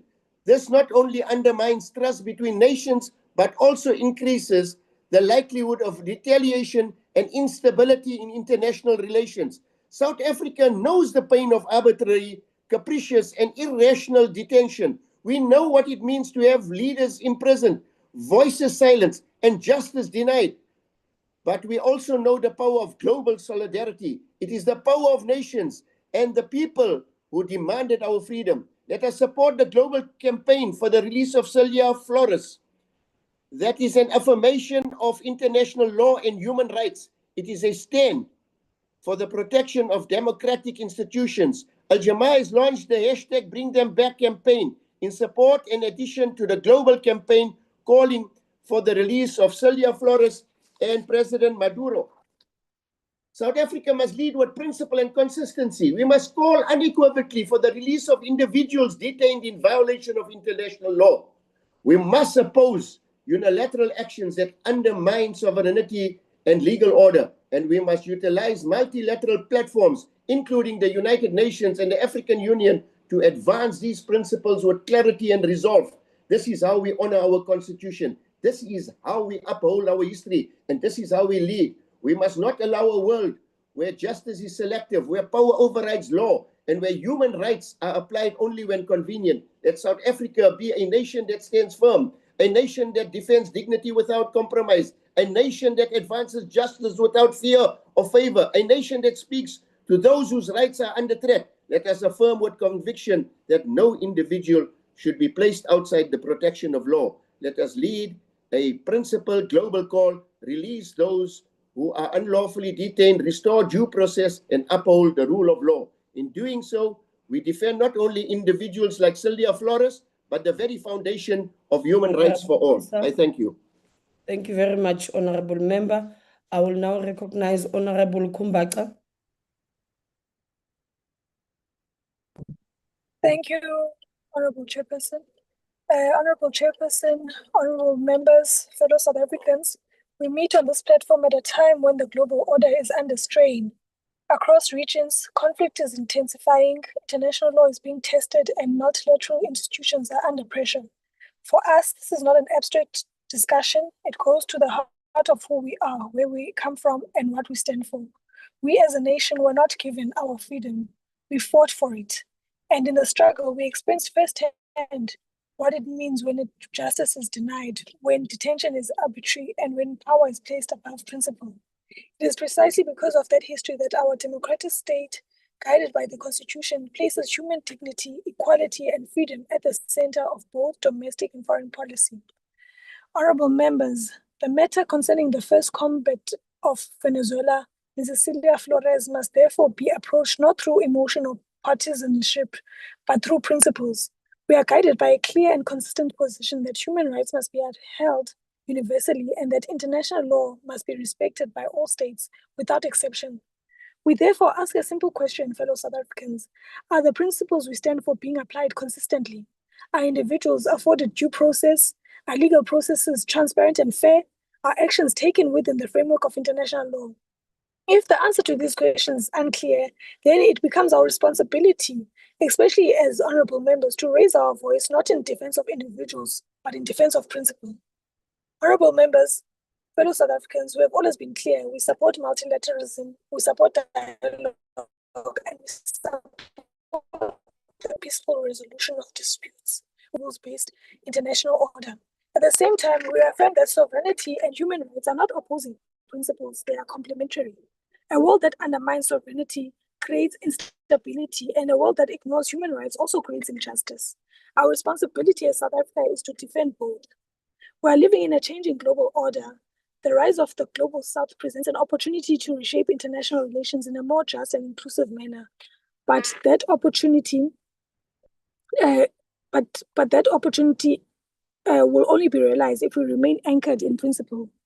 We must guard against a world in which international law is applied selectively, where similar situations are treated differently depending on who is involved. Because once that happens, trust in global institutions begins to erode. And when trust erodes, the entire system is weakened, particularly for developing nations. Honorable members, our liberation struggle was sustained by international solidarity, by those who believed that justice must prevail over power. Today, we carry that responsibility forward. We must ensure that our voice in this House and in the international arena reflects consistency, fairness, and respect for human dignity. We must continue to advocate for due process, for lawful conduct, and for the strengthening of multilateral institutions. Fellow South Africans, because ultimately this is not about personalities, it's about protecting a rules-based international order that works for all nations, not just the powerful ones, or the ones who deem themselves powerful. Honorable Chairperson, honorable members, fellow South Africans, we stand for international law, we stand for multilateralism. I thank you.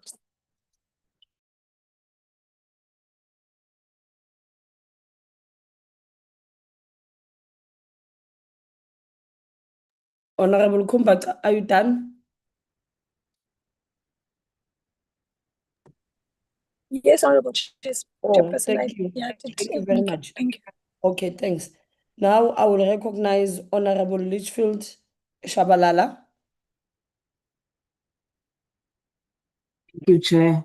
I rise on behalf of Umkhonto weSizwe Lerumo Chaba, a government in waiting, the official opposition, to debate a topic of what South Africa can do to ensure the release of not just Cilia Flores Maduro, but Honorable Cilia Flores Maduro.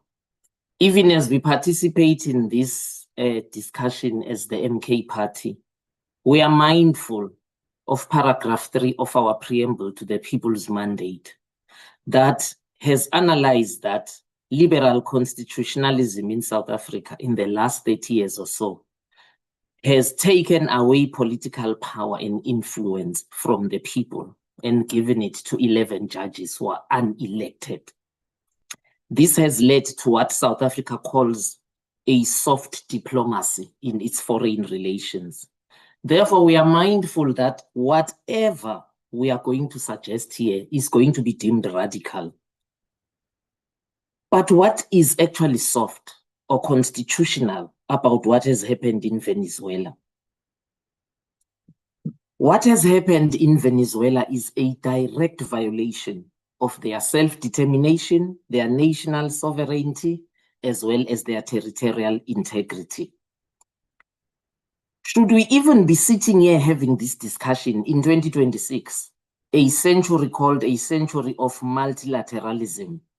Should we be discussing a sitting president of another country, amassing his military, invading a country with a president that was elected, duly elected, extracting him, holding 10 officials, not just the president, 10 top officials against their will in his own country? I think as MK party, we attempted to ask, what is the crime? What are the charges? Who is the judge? In which court were these 10 officials arraigned? Where were they told what their crime is? Oh, we are told that Venezuela is a transit for illegal drugs or narcotics, especially cocaine. Therefore, they are charged of narco-terrorism, money laundering, and corruption. I mean, honestly,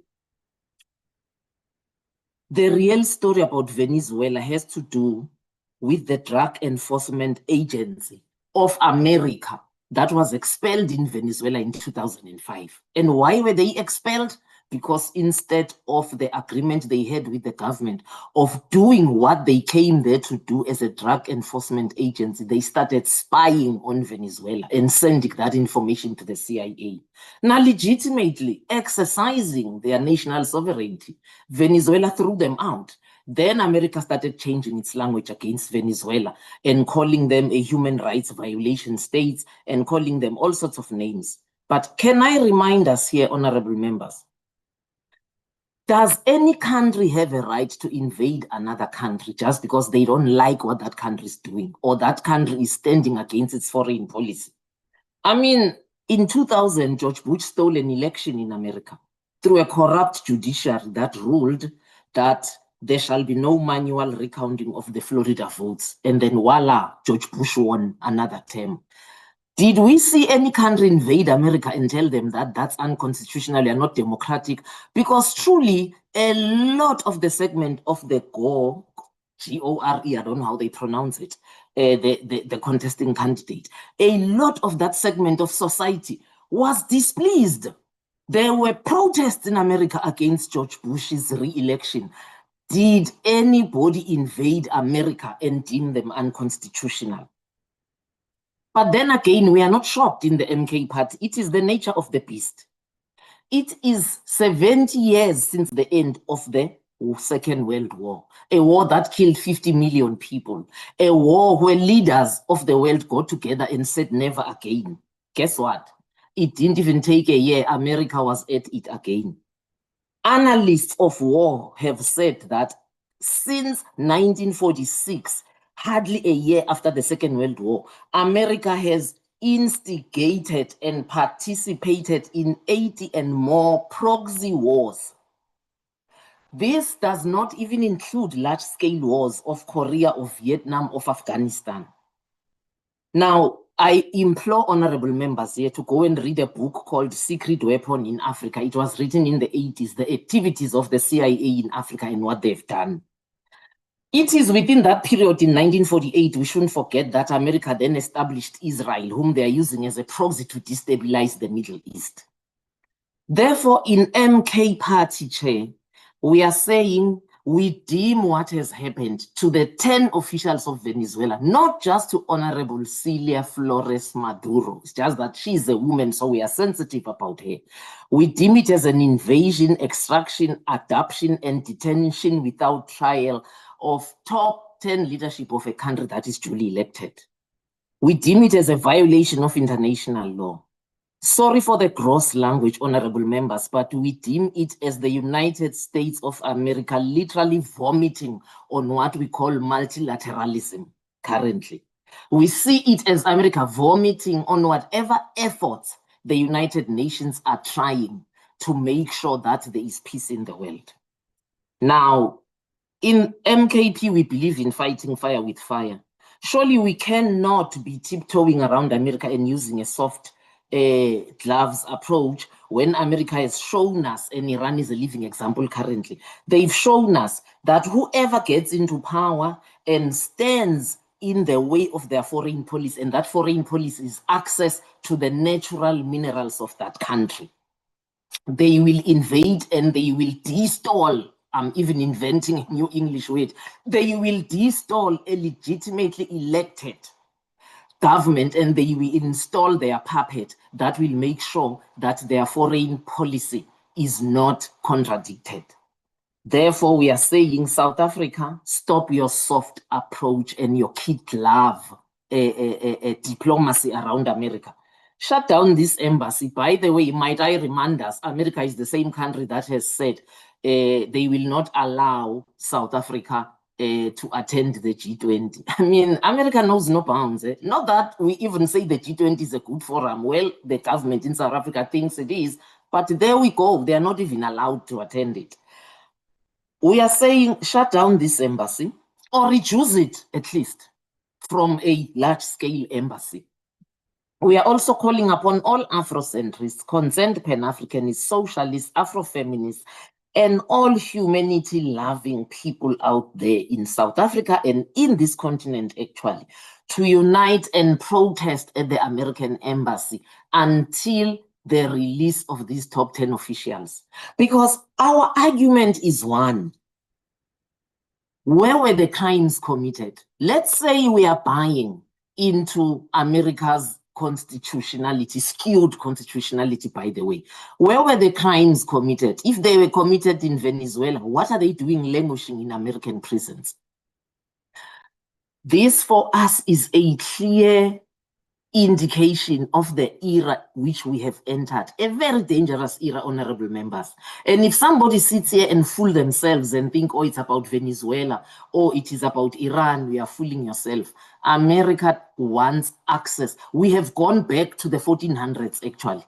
America wants access to the natural resources of any country that they want to lay their hands on, depending what their shortage is on their side.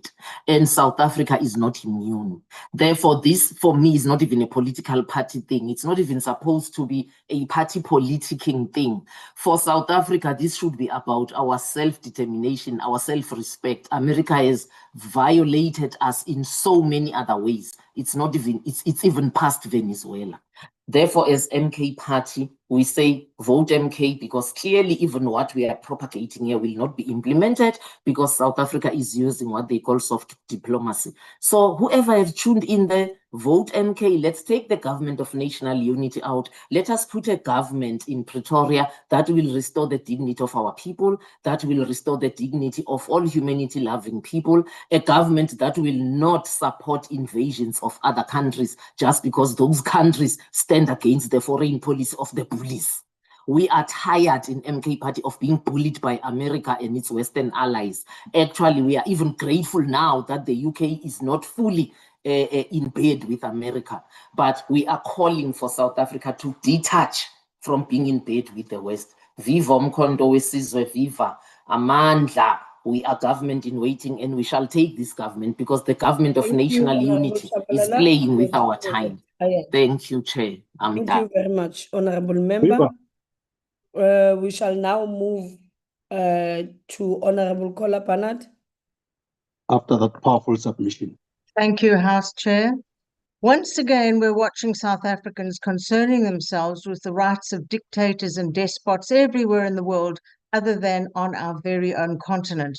It is such selective support for international law and human rights elsewhere, but never is the focus on gross violations right here on our own doorstep. Our foreign policy is as flaky as a pastry. How can any nation take us seriously when decisions are taken on a whim, where this country ghosts those in desperate need in our own region in SADC, where our opinion actually matters? Where do we see a consistent application of constitutional principle? Where do we see the celebration of Chapter 2 of our Constitution, which guarantees fundamental freedoms such as expression, assembly, association, movement, and religion, where arbitrary detention, torture, and forced labor is prohibited? And how does that reflect in the regimes the ANC shows such loyalty to? I say the ANC because, as we know, of course, Al-Jamaa is simply a proxy of that party. We as a nation are consistently involving ourselves in disputes over which we have no influence at all, rather than using our real and only influence to promote and strengthen democracy and international law here in our own region. Instead, here we are studiously ignoring the arrests of opposition politicians in Uganda, Mozambique, Zimbabwe, and Tanzania, but speaking out on global affairs in regions that have absolutely nothing to do with us. Do you really think anyone is listening or impressed? Or do the arrests of opposition politicians perhaps fill you with a feeling that all is right with the world? Is there envy there? South Africa should be defending those fighting for freedom and democracy here on our own continent. Where was the shock when Tendai Biti was arrested 3 days ago? He's the opposition leader and leader of the Constitution Defenders Forum, detained along with other party members and a local journalist in Mutare. And from the ANC, silence. Does the ANC speak out as ZANU-PF's dictatorship bends the Zimbabwean constitution to permit and justify complete party state control while crushing democracy? Or we hear a silence. Indeed, there's no dictator or despot on this earth the ANC doesn't seemingly hug to its chest, instead of standing with those who are today in a very similar position to that in which we were 30 years ago. The ANC refused to arrest the former president of Sudan, Omar al-Bashir, in 2015, despite the International Criminal Court warrant for genocide and war crimes, and despite a domestic high court order prohibiting his departure. Instead, they escorted him to the airport. And another is Russian President Vladimir Putin, another close bosom buddy of the ANC's, who has an ICC warrant for the alleged unlawful deportation of children from Ukraine, a sovereign nation Russia has invaded. South Africa invited him here, but of course, as with al-Bashir, we would have been obliged to arrest him, except South Africa didn't then and wouldn't have. And here we are, in a debate where a woman who faces a veritable raft of allegations of corruption, nepotism, and drug trafficking, for which she must be held accountable, there are those demanding that she be released. How is she different to al-Bashir or Putin? We are known globally as a safe haven for international fugitives. Think Vito Palazzolo, Salisa Samanov, and Kayumba Nwamasa. Think mafia, drug trafficker, and human rights violators. To call for and be granted a parliamentary debate for the likes of Cilia Adela Flores Maduro placed dozens of relatives and loyalists in key positions within Venezuela's legal system, ensuring that major decisions were routed through her office, and under her the judiciary became politicized and did not issue a ruling against the state for 2 decades. She's a fundamental figure in the nation's power structure and corruption. She is charged with collaborating with drug traffickers. She's banned from her neighboring country, Colombia. 2 of her nephews were arrested in Haiti, attempting to make a deal to transport 800 kilograms of cocaine to New York. She is the one who stifled freedom and democracy in Venezuela and turned it into a socialist nightmare. No, The Democratic Alliance will never allow our country to go the same way. We need to address the real political oppression in SADC, which has direct bearing on our own national security and stability. And merely paying lip service to our human rights-based constitution while ignoring human rights abuses in our own backyard is shameful indeed. Calling for a debate for a woman to whom democracy is anathema and who employs endless streams of relatives while subverting her country's courts is a new low for this parliament. We simply cannot tell the world how wonderful our human rights-based constitution is, while we not only ignore abuses in our neighboring countries, but call for mercy for a woman who has shown none to her own countrymen. It is our duty as a country to be the regional advocate for and custodian of liberal democratic values, to condemn assaults on the right of free and unhindered suffrage, as happened in Uganda in January. Instead, silence. Criticism of a rigged election? Silence. The ANC looked the other way when confronted by the unlawful imprisonment of Tanzania's opposition leader, Tundu Lissu of the Party of Democracy and Progress, on trumped-up charges of treason by the Tanzanian government on the very day of the country's election. Silence. Again, we were shown the ANC's allegiance to autocrats over Democrats.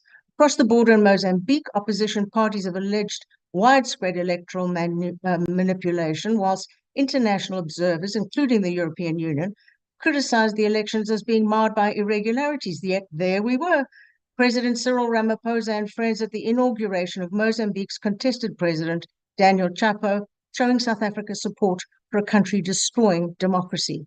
Instead of standing with the Mozambican people who demand transparency and fairness, President Ramaphosa aligned South Africa with the ANC's fraternal ally, Frelimo. This is at the expense of democracy, and the ANC's idea of diplomacy is built on contradictions and inconsistencies. In the context of the situation in Venezuela, the ANC has again decided to pursue its entrenched party political interests in our foreign policy by referring the USA to the UNSC, when no such appeal for intervention was ever made, when Russian President Vladimir Putin invaded Ukraine and was found guilty of human rights abuses for child trafficking. DIRCO cannot cite international law when it has shown diplomatic cowardice by turning a blind eye to the violation of Ukraine's sovereignty by the Russian Federation. One can only assume that the ANC has adopted a two-faced approach to South Africa's foreign policy to protect its own party interests over the interests of South Africa. This is a gross betrayal of the values and principles enshrined in our constitution. The ANC cannot expect South Africa to be taken seriously by this recent appeal to the UNSC when it continues to position itself as a so-called mediator in the Russian invasion of Ukraine. The Democratic Alliance will not align itself with calls to free a dictator's wife who faces allegations of mass nepotism, corruption, and drug trafficking. What impact will her actions on the other side of the planet have on our country, on our citizens? Zero. This very debate misses the mark by a country mile. Our focus instead should be on aiding the democracy surrounding South Africa, because as we have shown, democracy is the way to freedom, fairness, opportunity, and prosperity. I thank you, Chair. Thank you very much, Honorable Member. I will now recognize Honorable Dlamini. Thank you so much, Chair. On behalf of the July 26th movement, the Economic Freedom Fighters, we want to unequivocally condemn the warmongering United States of America's assault on the Bolivian Republic of Venezuela and the unjustified capture of President Nicolas Maduro and his wife, who's also a member of Parliament, Cilia Maduro. In what amounts to the most blatant act of imperial aggression in the Western Hemisphere in decades. History leaves no room for doubt about the United States' preferred method of dealing with defiant sovereign leaders. In 1989, the US invaded Panama and forcefully removed President Manuel Noriega under the guise of restoring democracy. In 1961, Congolese Prime Minister Patrice Lumumba was assassinated through a conspiracy involving the CIA and the Belgian state because he refused to surrender Africa's mineral wealth to Western control. In 2003, President Saddam Hussein of Iraq was illegally overthrown and executed by the US under George Bush on the fabricated pretext of weapons of mass destruction, weapons that have never been found till this day. In 2011, Libya was destroyed and Colonel Muammar Gaddafi brutally killed through a NATO-led assault sanctioned by Barack Obama, plunging one of Africa's most stable states into a permanent chaos. We mentioned this history to make all aware that these incidents are a clear pattern of imperial violence against leaders who resist Western domination. And if the US is not stopped by all peace-loving nations, they will continue unabated. And just like their recent capturing of President Maduro and MP Cilia, all the killings of Supreme Leader of the Islamic Republic of Iran, many countries who resist their imperialism will join this list.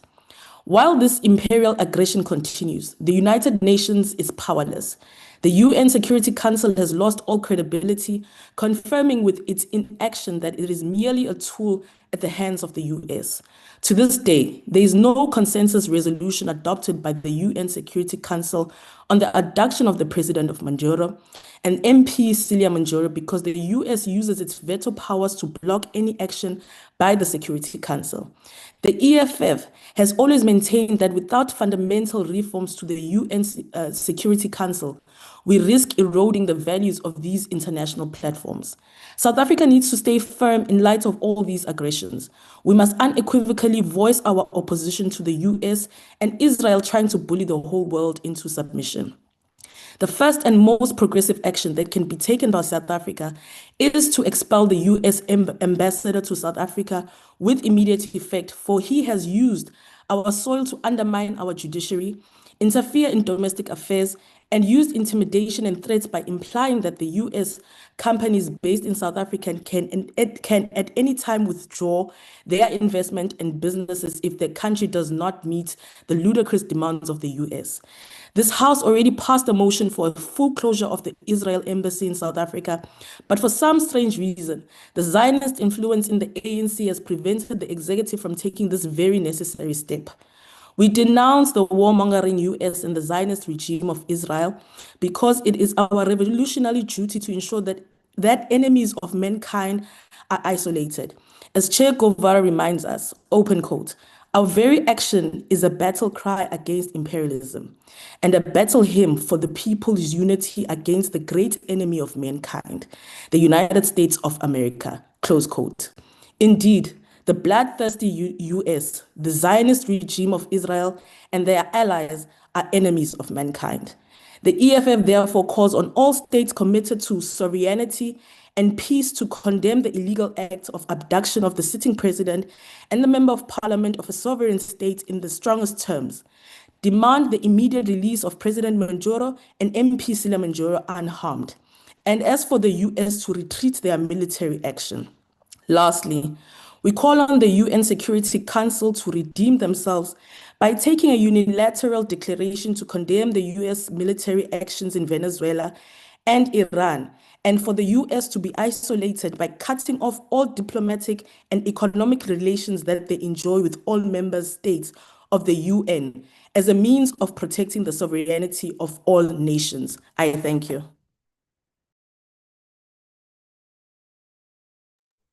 Thank you, Honorable Member. I will now recognize Honorable Ngobese.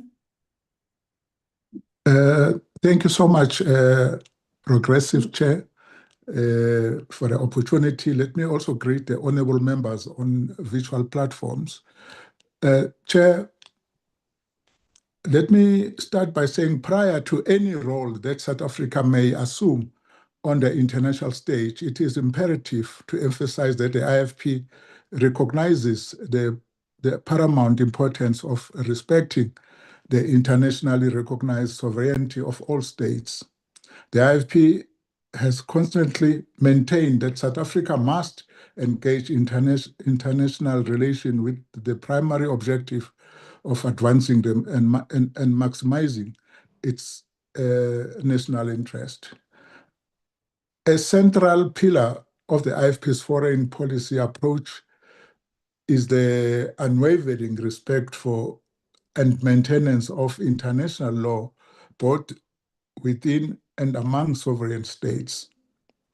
Any erosion of this respect creates a dangerous global climate, fostering mistrust and suspicion between nations. Honorable Chair, it is a fact that South Africa has emerged as a champion of human rights on an international stage.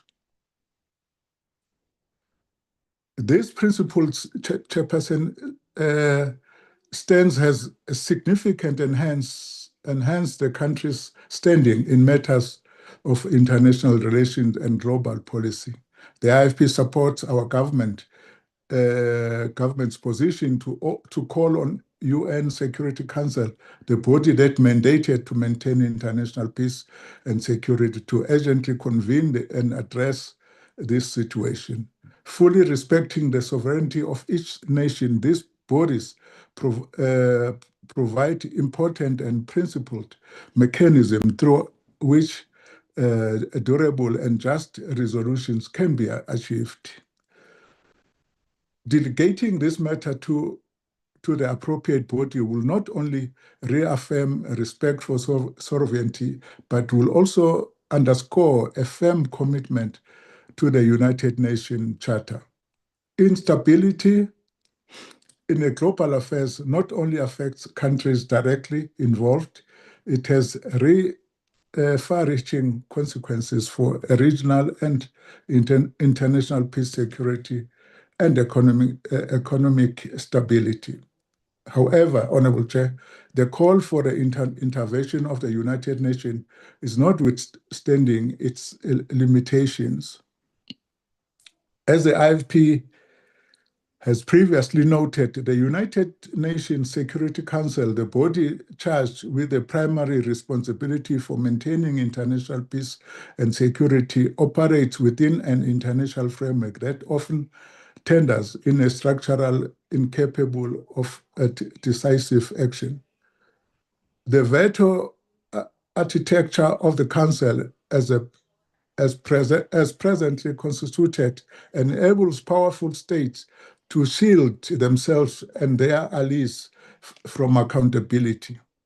Notwithstanding reservation regarding the Venezuela, its policy and leadership, or capacity to address its international challenges, it has remained a sovereign state.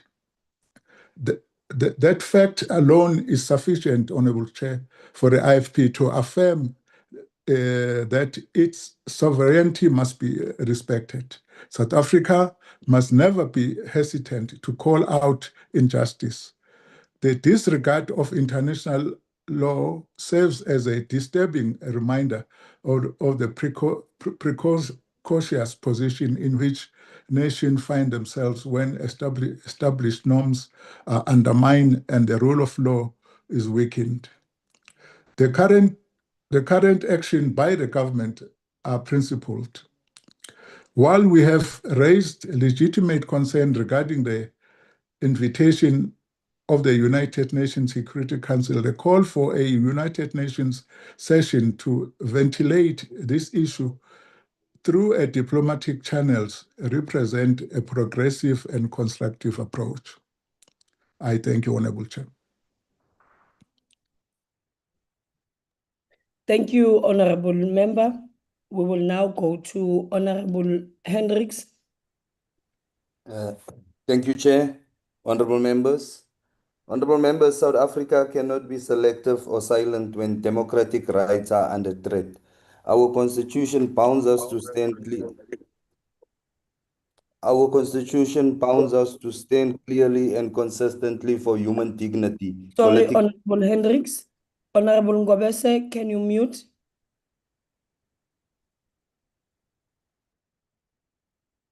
Continue, Honorable Member. Honorable members, our constitution bounds us to stand clearly and consistently for human dignity, political freedom, and the rule of law. Where credible international concern exists about the detention of an elected parliamentary representative, South Africa has a responsibility to act. The detention of any parliamentary without transparent legal processes and a full respect of due process strikes at the heart of democracy. It weakens representative institutions and sends a chilling message to those who serve the people. Let us be clear, this is not interference in the internal affairs of another state. It is a principal advocacy for universal standards that protect parliamentarian democracy everywhere. They are the same standards South Africa once relied on when our own leaders were imprisoned for political reasons.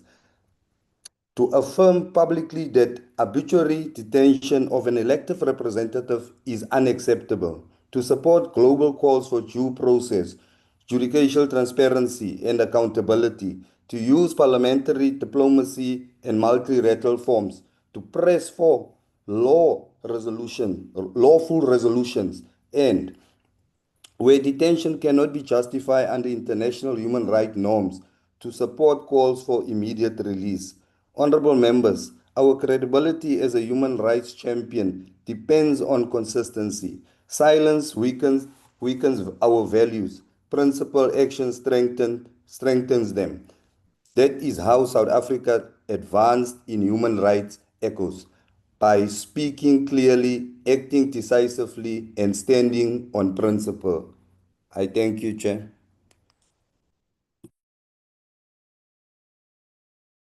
Thank you, Honorable Member. We will now move to Honorable Mulda. Thank you, Honorable Chairperson. Honorable Chairperson, we are supposed today to debate the role South Africa can play in advancing its human rights ethos by supporting the global campaign for the immediate release of Venezuelan parliamentary member Cilia Flores Maduro. Well, this presupposes that we say something about the human rights ethos of South Africa and also about the global campaign. The first point I would like to make is that there is no global campaign for her immediate release. It is a fake claim, it's a false claim by Al-Jamaa.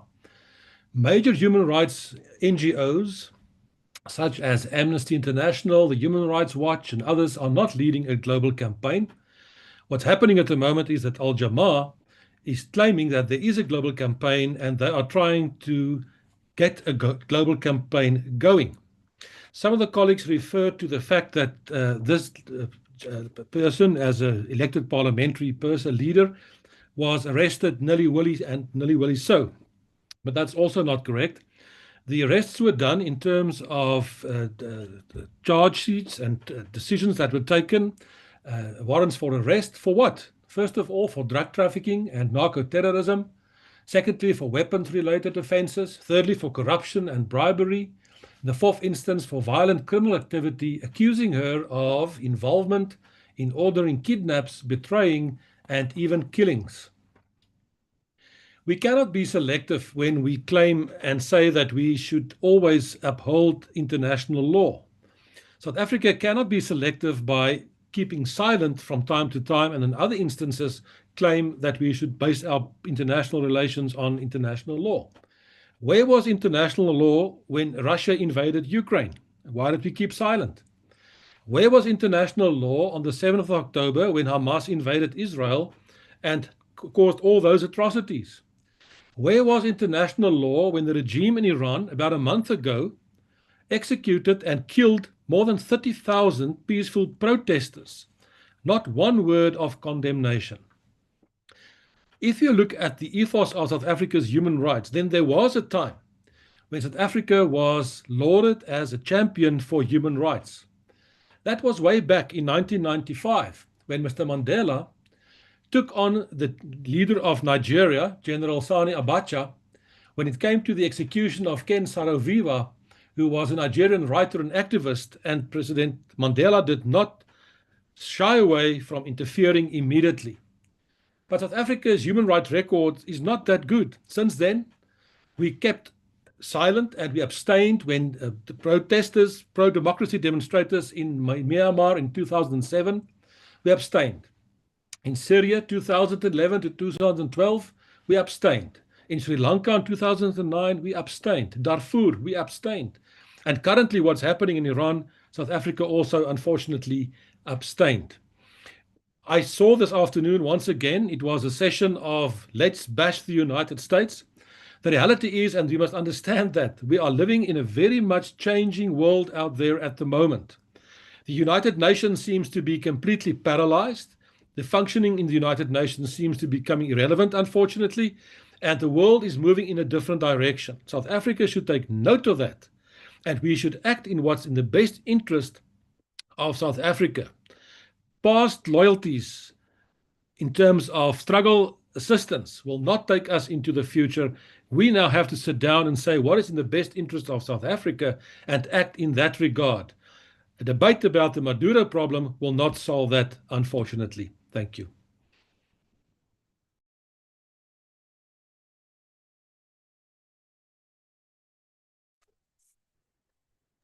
Thank you, Honorable Member. We will now proceed to Honorable Letlape. Thank you, Madam Speaker. House Chair. Honorable Letlape, can I request that you maybe switch off your video as your background? I will do so, Chair. Thank you. The recent events in Venezuela are but one warning sign of a growing and worrying trend. We are living through a rupture in the post-1945 world order. The vision of a multilateral system grounded in international law and mutual accountability is steadily unraveling. The fundamental rights of nations and their people are being trampled. In their place, something far more dangerous is emerging.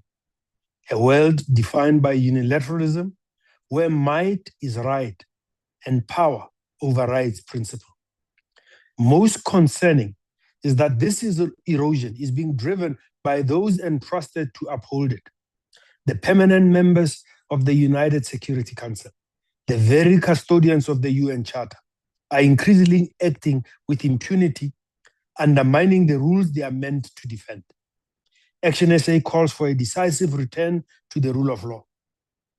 We must confront the structural imbalances at the heart of global governance.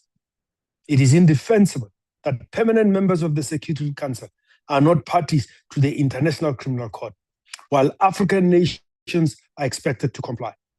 We cannot have a permanent Security Council with not a single African or South American voice in it. This double standard weakens the legitimacy of international law. If we are to restore stability, we must reform global institutions, reassert accountability, and recommit to a rules-based international order, one where the principles of the UN Charter are applied consistently and not effectively.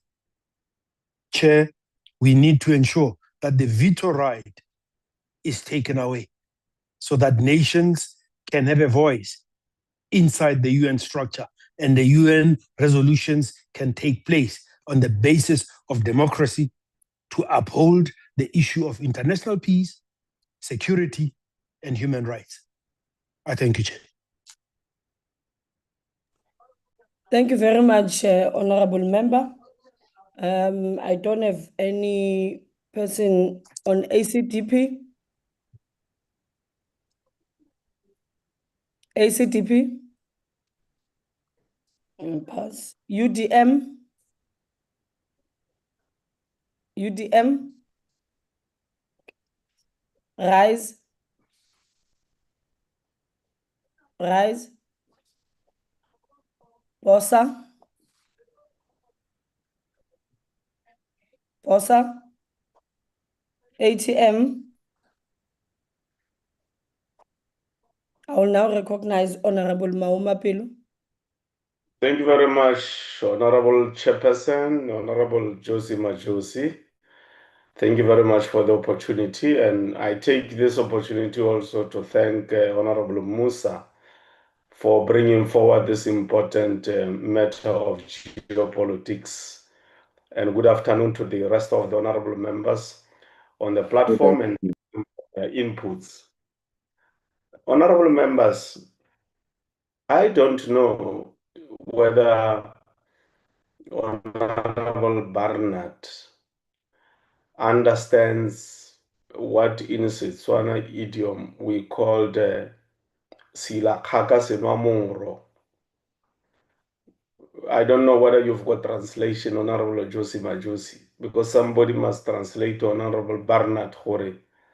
What do we mean when we say Honorable Barnard Cilia Khaga Semamoro? Because every time herself and their party comes forward with matters that pertains to matters that affect geopolitics, matters that affect South Africa, they will not do that without pointing their guns at the African National Congress. The African National Congress, with other liberation movements here in South Africa, that led huge sacrifices, even for their own liberation, as people that are characterized as Dilakaka, Dinwamoro. I don't know also whether Honorable Mulder, if we are to say to him, Honorable Mulder, one of the anchors of the supporters of apartheid was Israel. If we are to say to you that you must abandon in totality your historical relationship with the apartheid state of Israel, whether that will make you celebrate and prepare poikikos for your family celebrating, adding to the poikikos the braai, bure braai, because you are celebrating your detachment from the apartheid states of Israel. You will not do it, because those are important historical ties for where you stand ideologically and where you stand on matters of geopolitics. It is therefore hypocritical, extraordinarily hypocritical, for you to point your guns at the African National Congress, for the ANC to say, those that were with us in the trenches when colonialism and apartheid was unleashed on our people, they stood with us. You want the ANC to say to them, now that we are in democracy, we are abandoning you, we are peripherizing you, we are leaving you, and we are not going to work with you in the construction of a new South Africa. You are simply saying to us that these member states that supported the liberation struggle, we must not talk to them like we are talking to China today. Today, there's a meeting of the VMC with the Chinese leadership for them to invest in South Africa. They did not support apartheid, they supported the liberation. You are saying to us that all these people who supported the struggle of the people of South Africa and Africa in general must not come and invest here, because you and you yourself alone, accompanied by Honorable Barnard et al., you want these member states not to be engaged in the construction of a new world to build a better Africa and a better world. You do not want us to engage all and sundry, including those who supported our revolution, for us to be where we are today. Let me give you a simple message. That what you say and that which you wish for is not going to happen in your life and beyond your life. Those of us who are African, who know the pain of being swindled by the apartheid system, the pain of being suffocated by the apartheid system, will not leave the trenches of continuing to support our people. It was wrong for the United States of America to undermine the sovereignty of Venezuela without following due processes as outlined by the United Nations, to go into Venezuela, kill people, make sure that they arrest illegally President Maduro and the wife, who is a member of parliament that we are debating here today. It is wrong. And the fact that we are trading with the United States of America does not mean that when the US is wrong, we must not call the US into order. Because that which they did not only undermined the sovereignty of the people of Venezuela, it also undermined and trampled upon all the rules of global governance under the auspices of the United Nations and all its ancillary bodies. We cannot, as Honorable Letlape has said, allow might to be mightier and be forced to see might as being right and progressive. No matter how that might is strong, it has to be condemned. And what the US did to Venezuela is wrong and it will never be right. We call upon also the United Nations Security Council, member states that are in the General Assembly to make sure that they rise. All the organizations that are progressives all over the world, the NGOs, the religious organizations, the private sector, we must call upon democracy to prevail all over the world. That when I differ with you, it doesn't give me the right, no matter the money I have and the military strength I have, it doesn't give me the right to take away your life. It doesn't give you the right. Honorable Mulder continued to say, the African National Congress kept quiet on the matters of Ukraine and Russia, and you are wrong. Your memory gives you serious problems, Honorable Mulder. Just recently, some 18 months ago, President Ramaphosa went with other presidents of Africa. And where did they start? They started in Ukraine. Engaged with President Zelensky, engaged with the leaders in Ukraine. And one of the things that was raised with President Ramaphosa and the leaders of Africa by President Zelensky was for them to go and engage President Putin of Russia for the release of the children of Ukraine.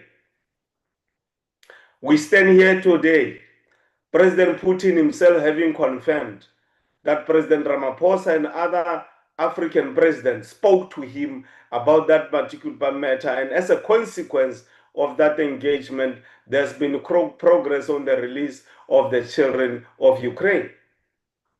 President Ramaphosa, together with the presidents of Africa, impressed upon Ukraine and Russia to make sure that they engage so that the war between the two countries can be resolved through peaceful means. The presidents, including President Ramaphosa, have indicated to both Ukraine and Russia to make sure that everything that is done in resolving the conflict there is done in the context of international law. Those matters have been raised. President Zelensky came here. Honorable Maumapelo. Therefore, Honorable Maumapelo. Read, please, what has ensued those negotiations. Majosi. Thank you, but I wanted you to hold because there is a hand of Honorable Mulder. Can I recognize you? Thank you, Madam Chairperson. I wanted to inquire if the honourable member is prepared to answer a question. Yes. Thank you very much. May I proceed then, Chair? Yes, proceed. I think he still has time. Yes, thank you. No, there's nothing wrong with my memory. You are referring to the steps taken by President Ramaphosa approximately 18 months ago, and we all know that.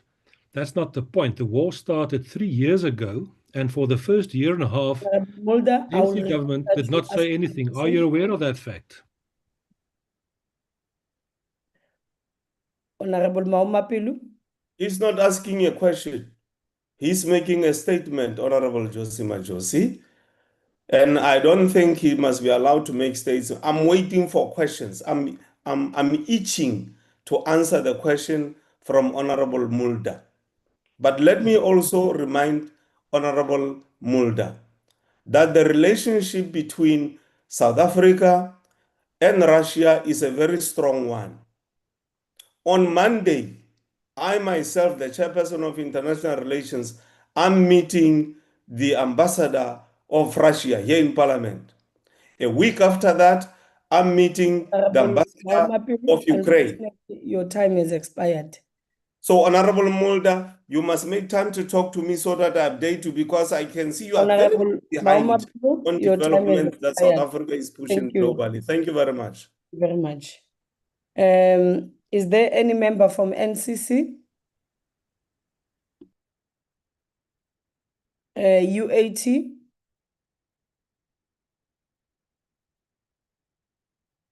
Honorable Chetty, you are recognized.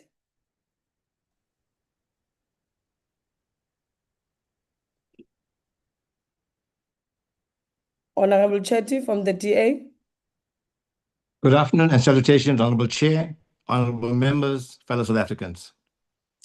Chairperson, members of Parliament have a responsibility to act and behave in a responsible manner.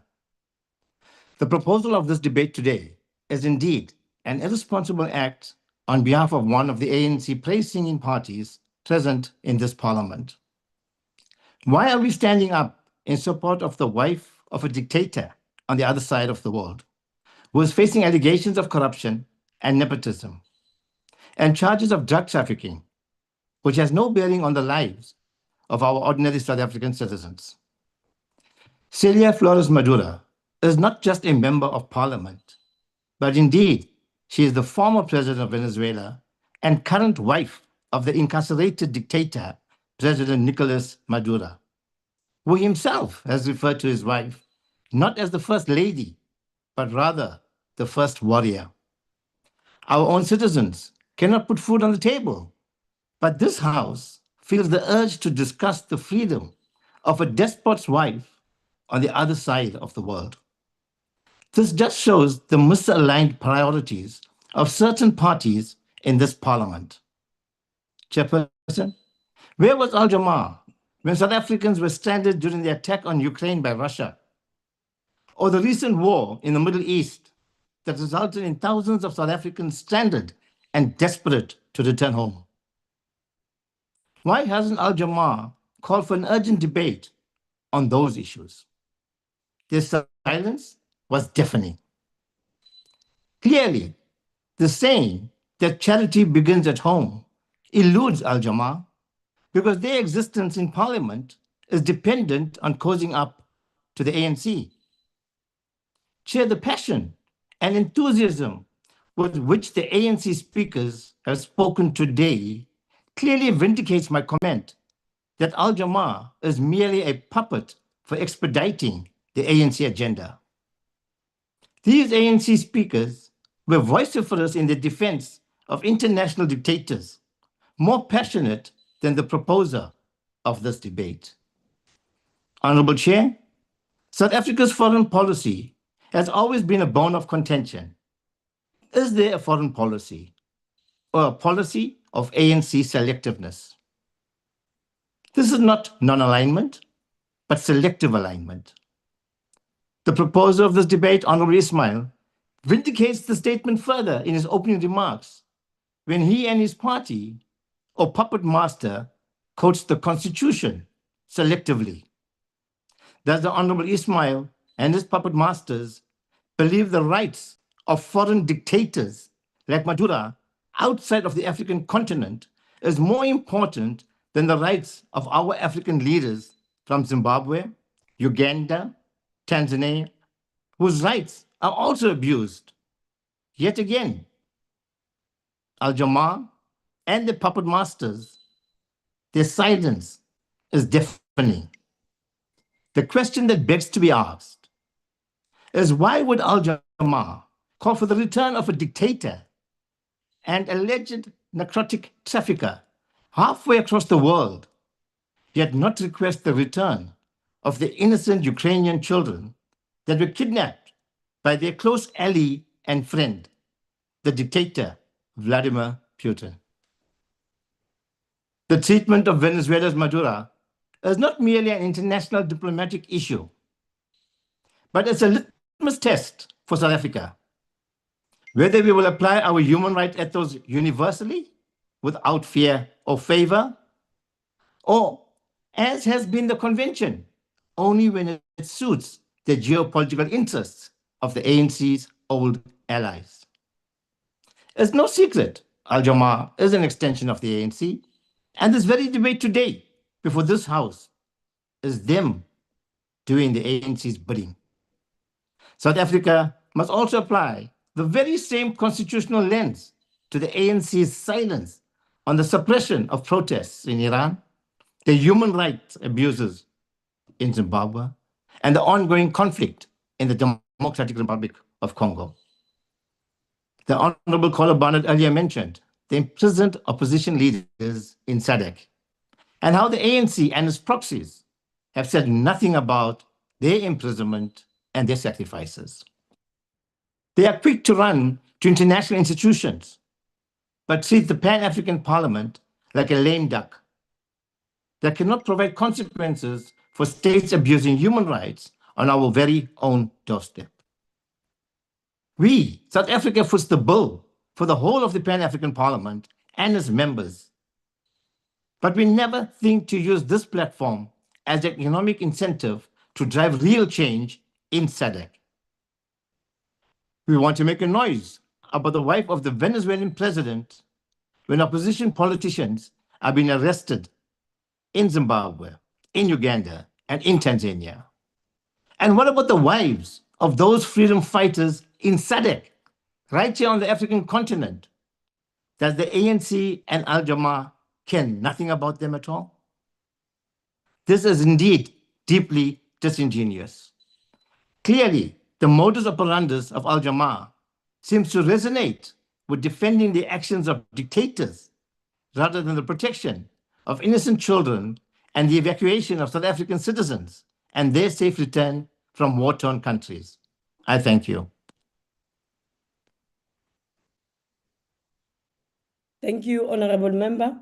We will now move on to recognizing the Honorable Deputy Minister of International Relations and Cooperation, Honorable Potters.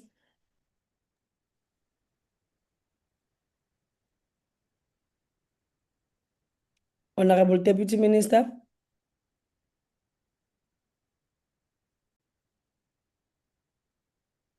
Honorable Deputy Minister. Yes, am I audible, Madam Chair? Yes, you are audible now. You can continue. Thank you very much. We are living through a period of geopolitical rupture in which the normative, institutional, and foundations of our political dispensation post-1945, the establishment of the UN, are being tested and are in some cases, Honorable Chair, openly being defied. Antonio Gramsci warned that the crisis precisely consists in the fact that the old is dying and the new cannot yet be born. And in that interregnum, a great variety of moribund symptoms appear. That is the world before us today. The old is dying, and that is the unipolar moment. The assumption that one power may define legality, confer legitimacy, weaponize institutions, and redraw the limits of sovereignty at will. The new that is struggling to be born is precisely a world of genuine multipolarity, multicultural, and multi-civilization order rooted in sovereign equality.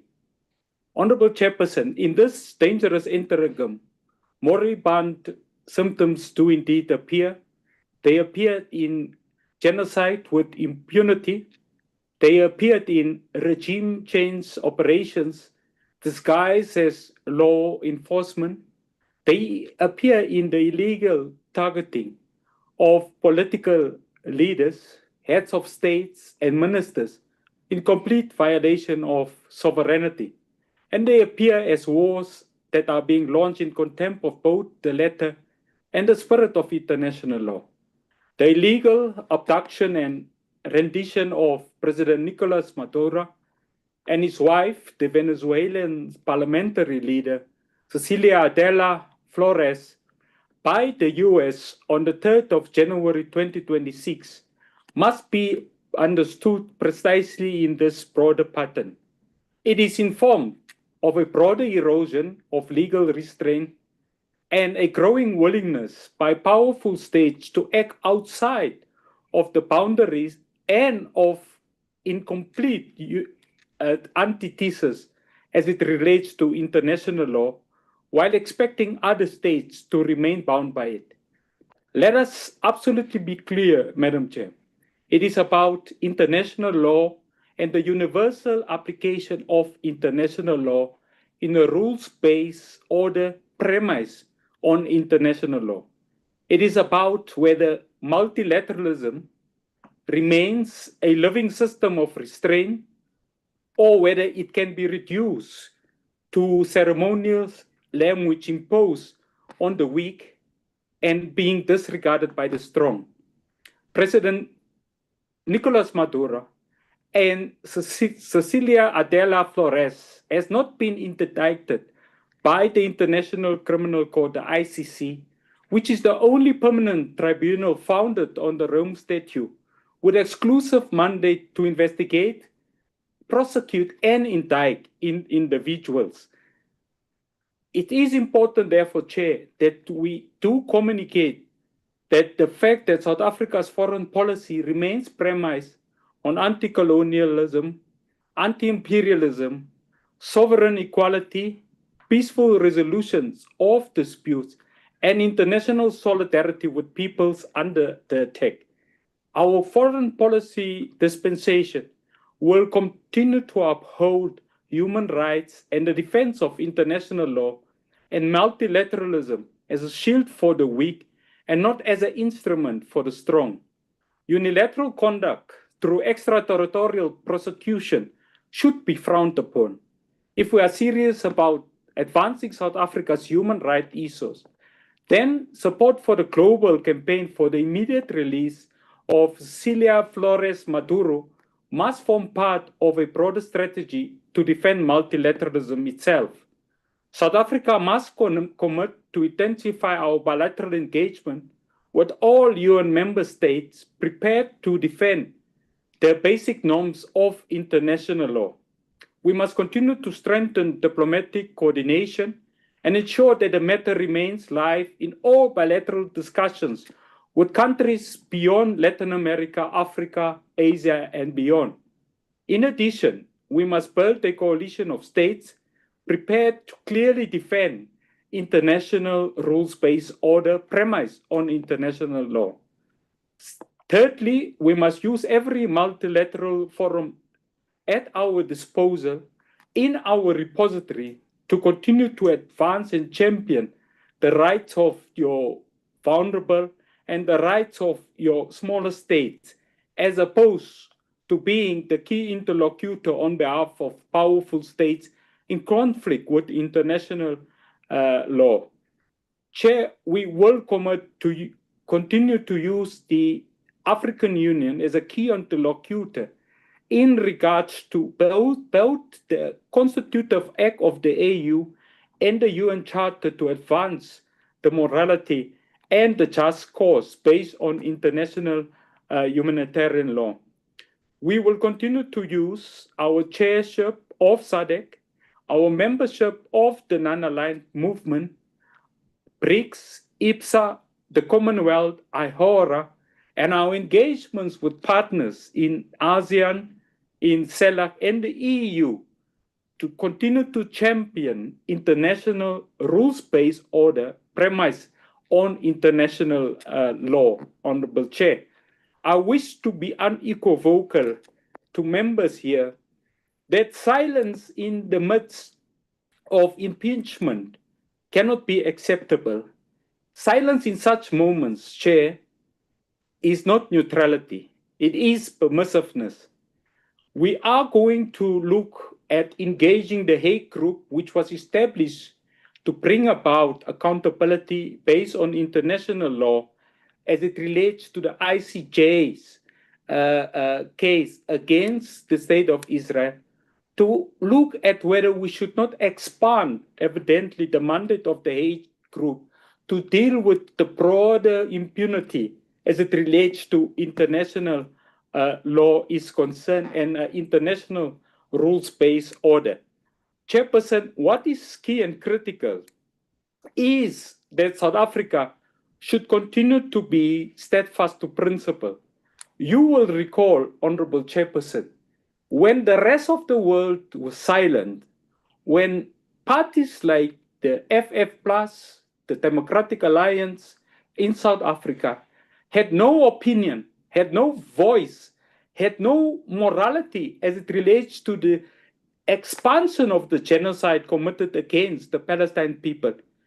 It was the then ANC-led government, and it is currently the majority ANC in the GNU that continue to hold the principle of social justice and accountability dear.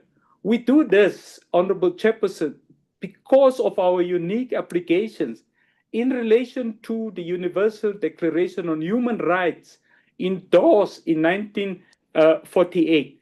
We have taken the state of Israel to the ICJ for the genocide perpetuated against the Palestinian people.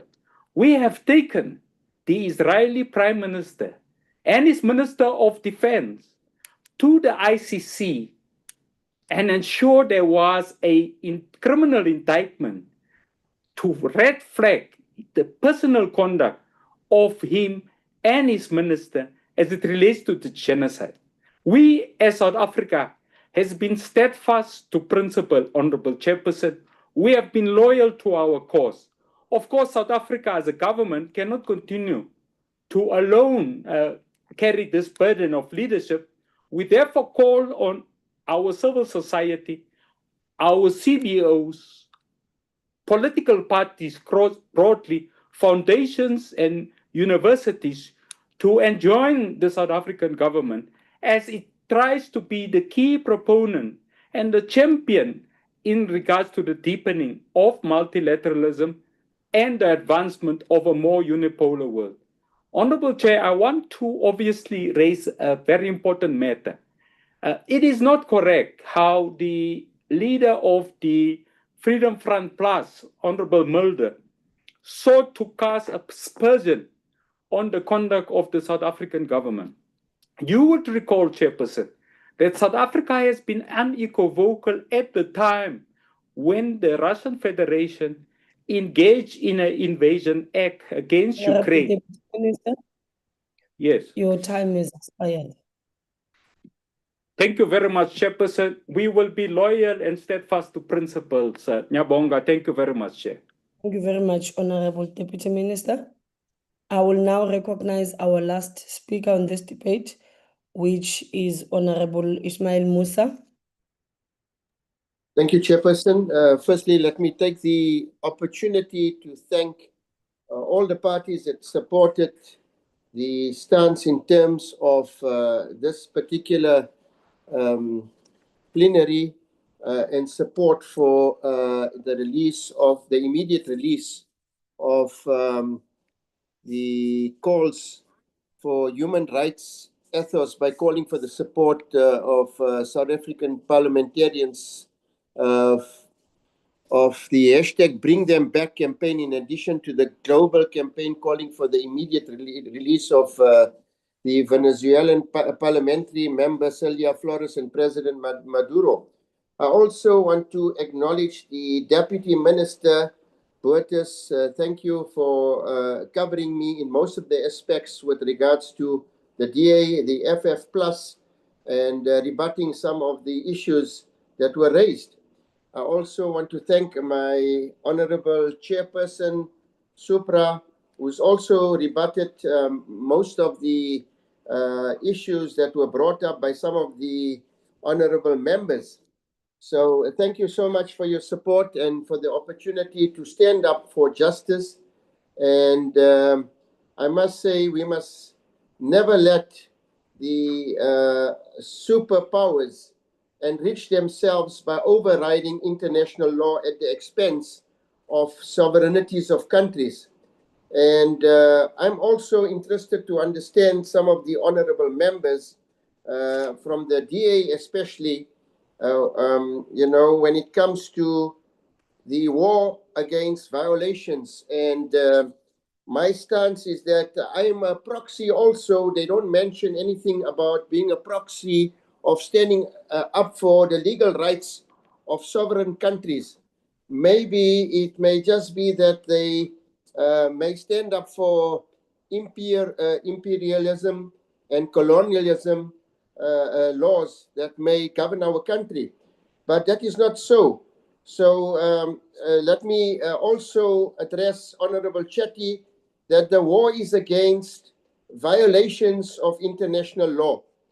And, terming Al-Jamaa continuously as proxies is in fact a proxy for supporting any party that stands up to truth and justice and for the purposes of international law being abided by. So that is basically, in a nutshell, what my submission would be.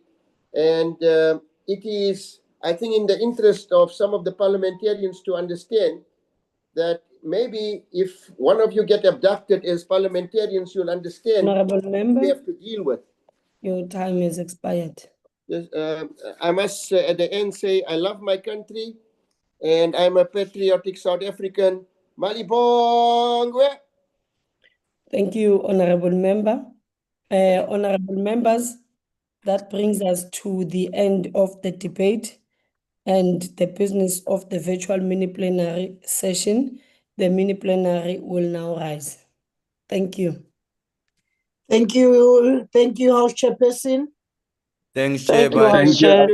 Thank you. Record.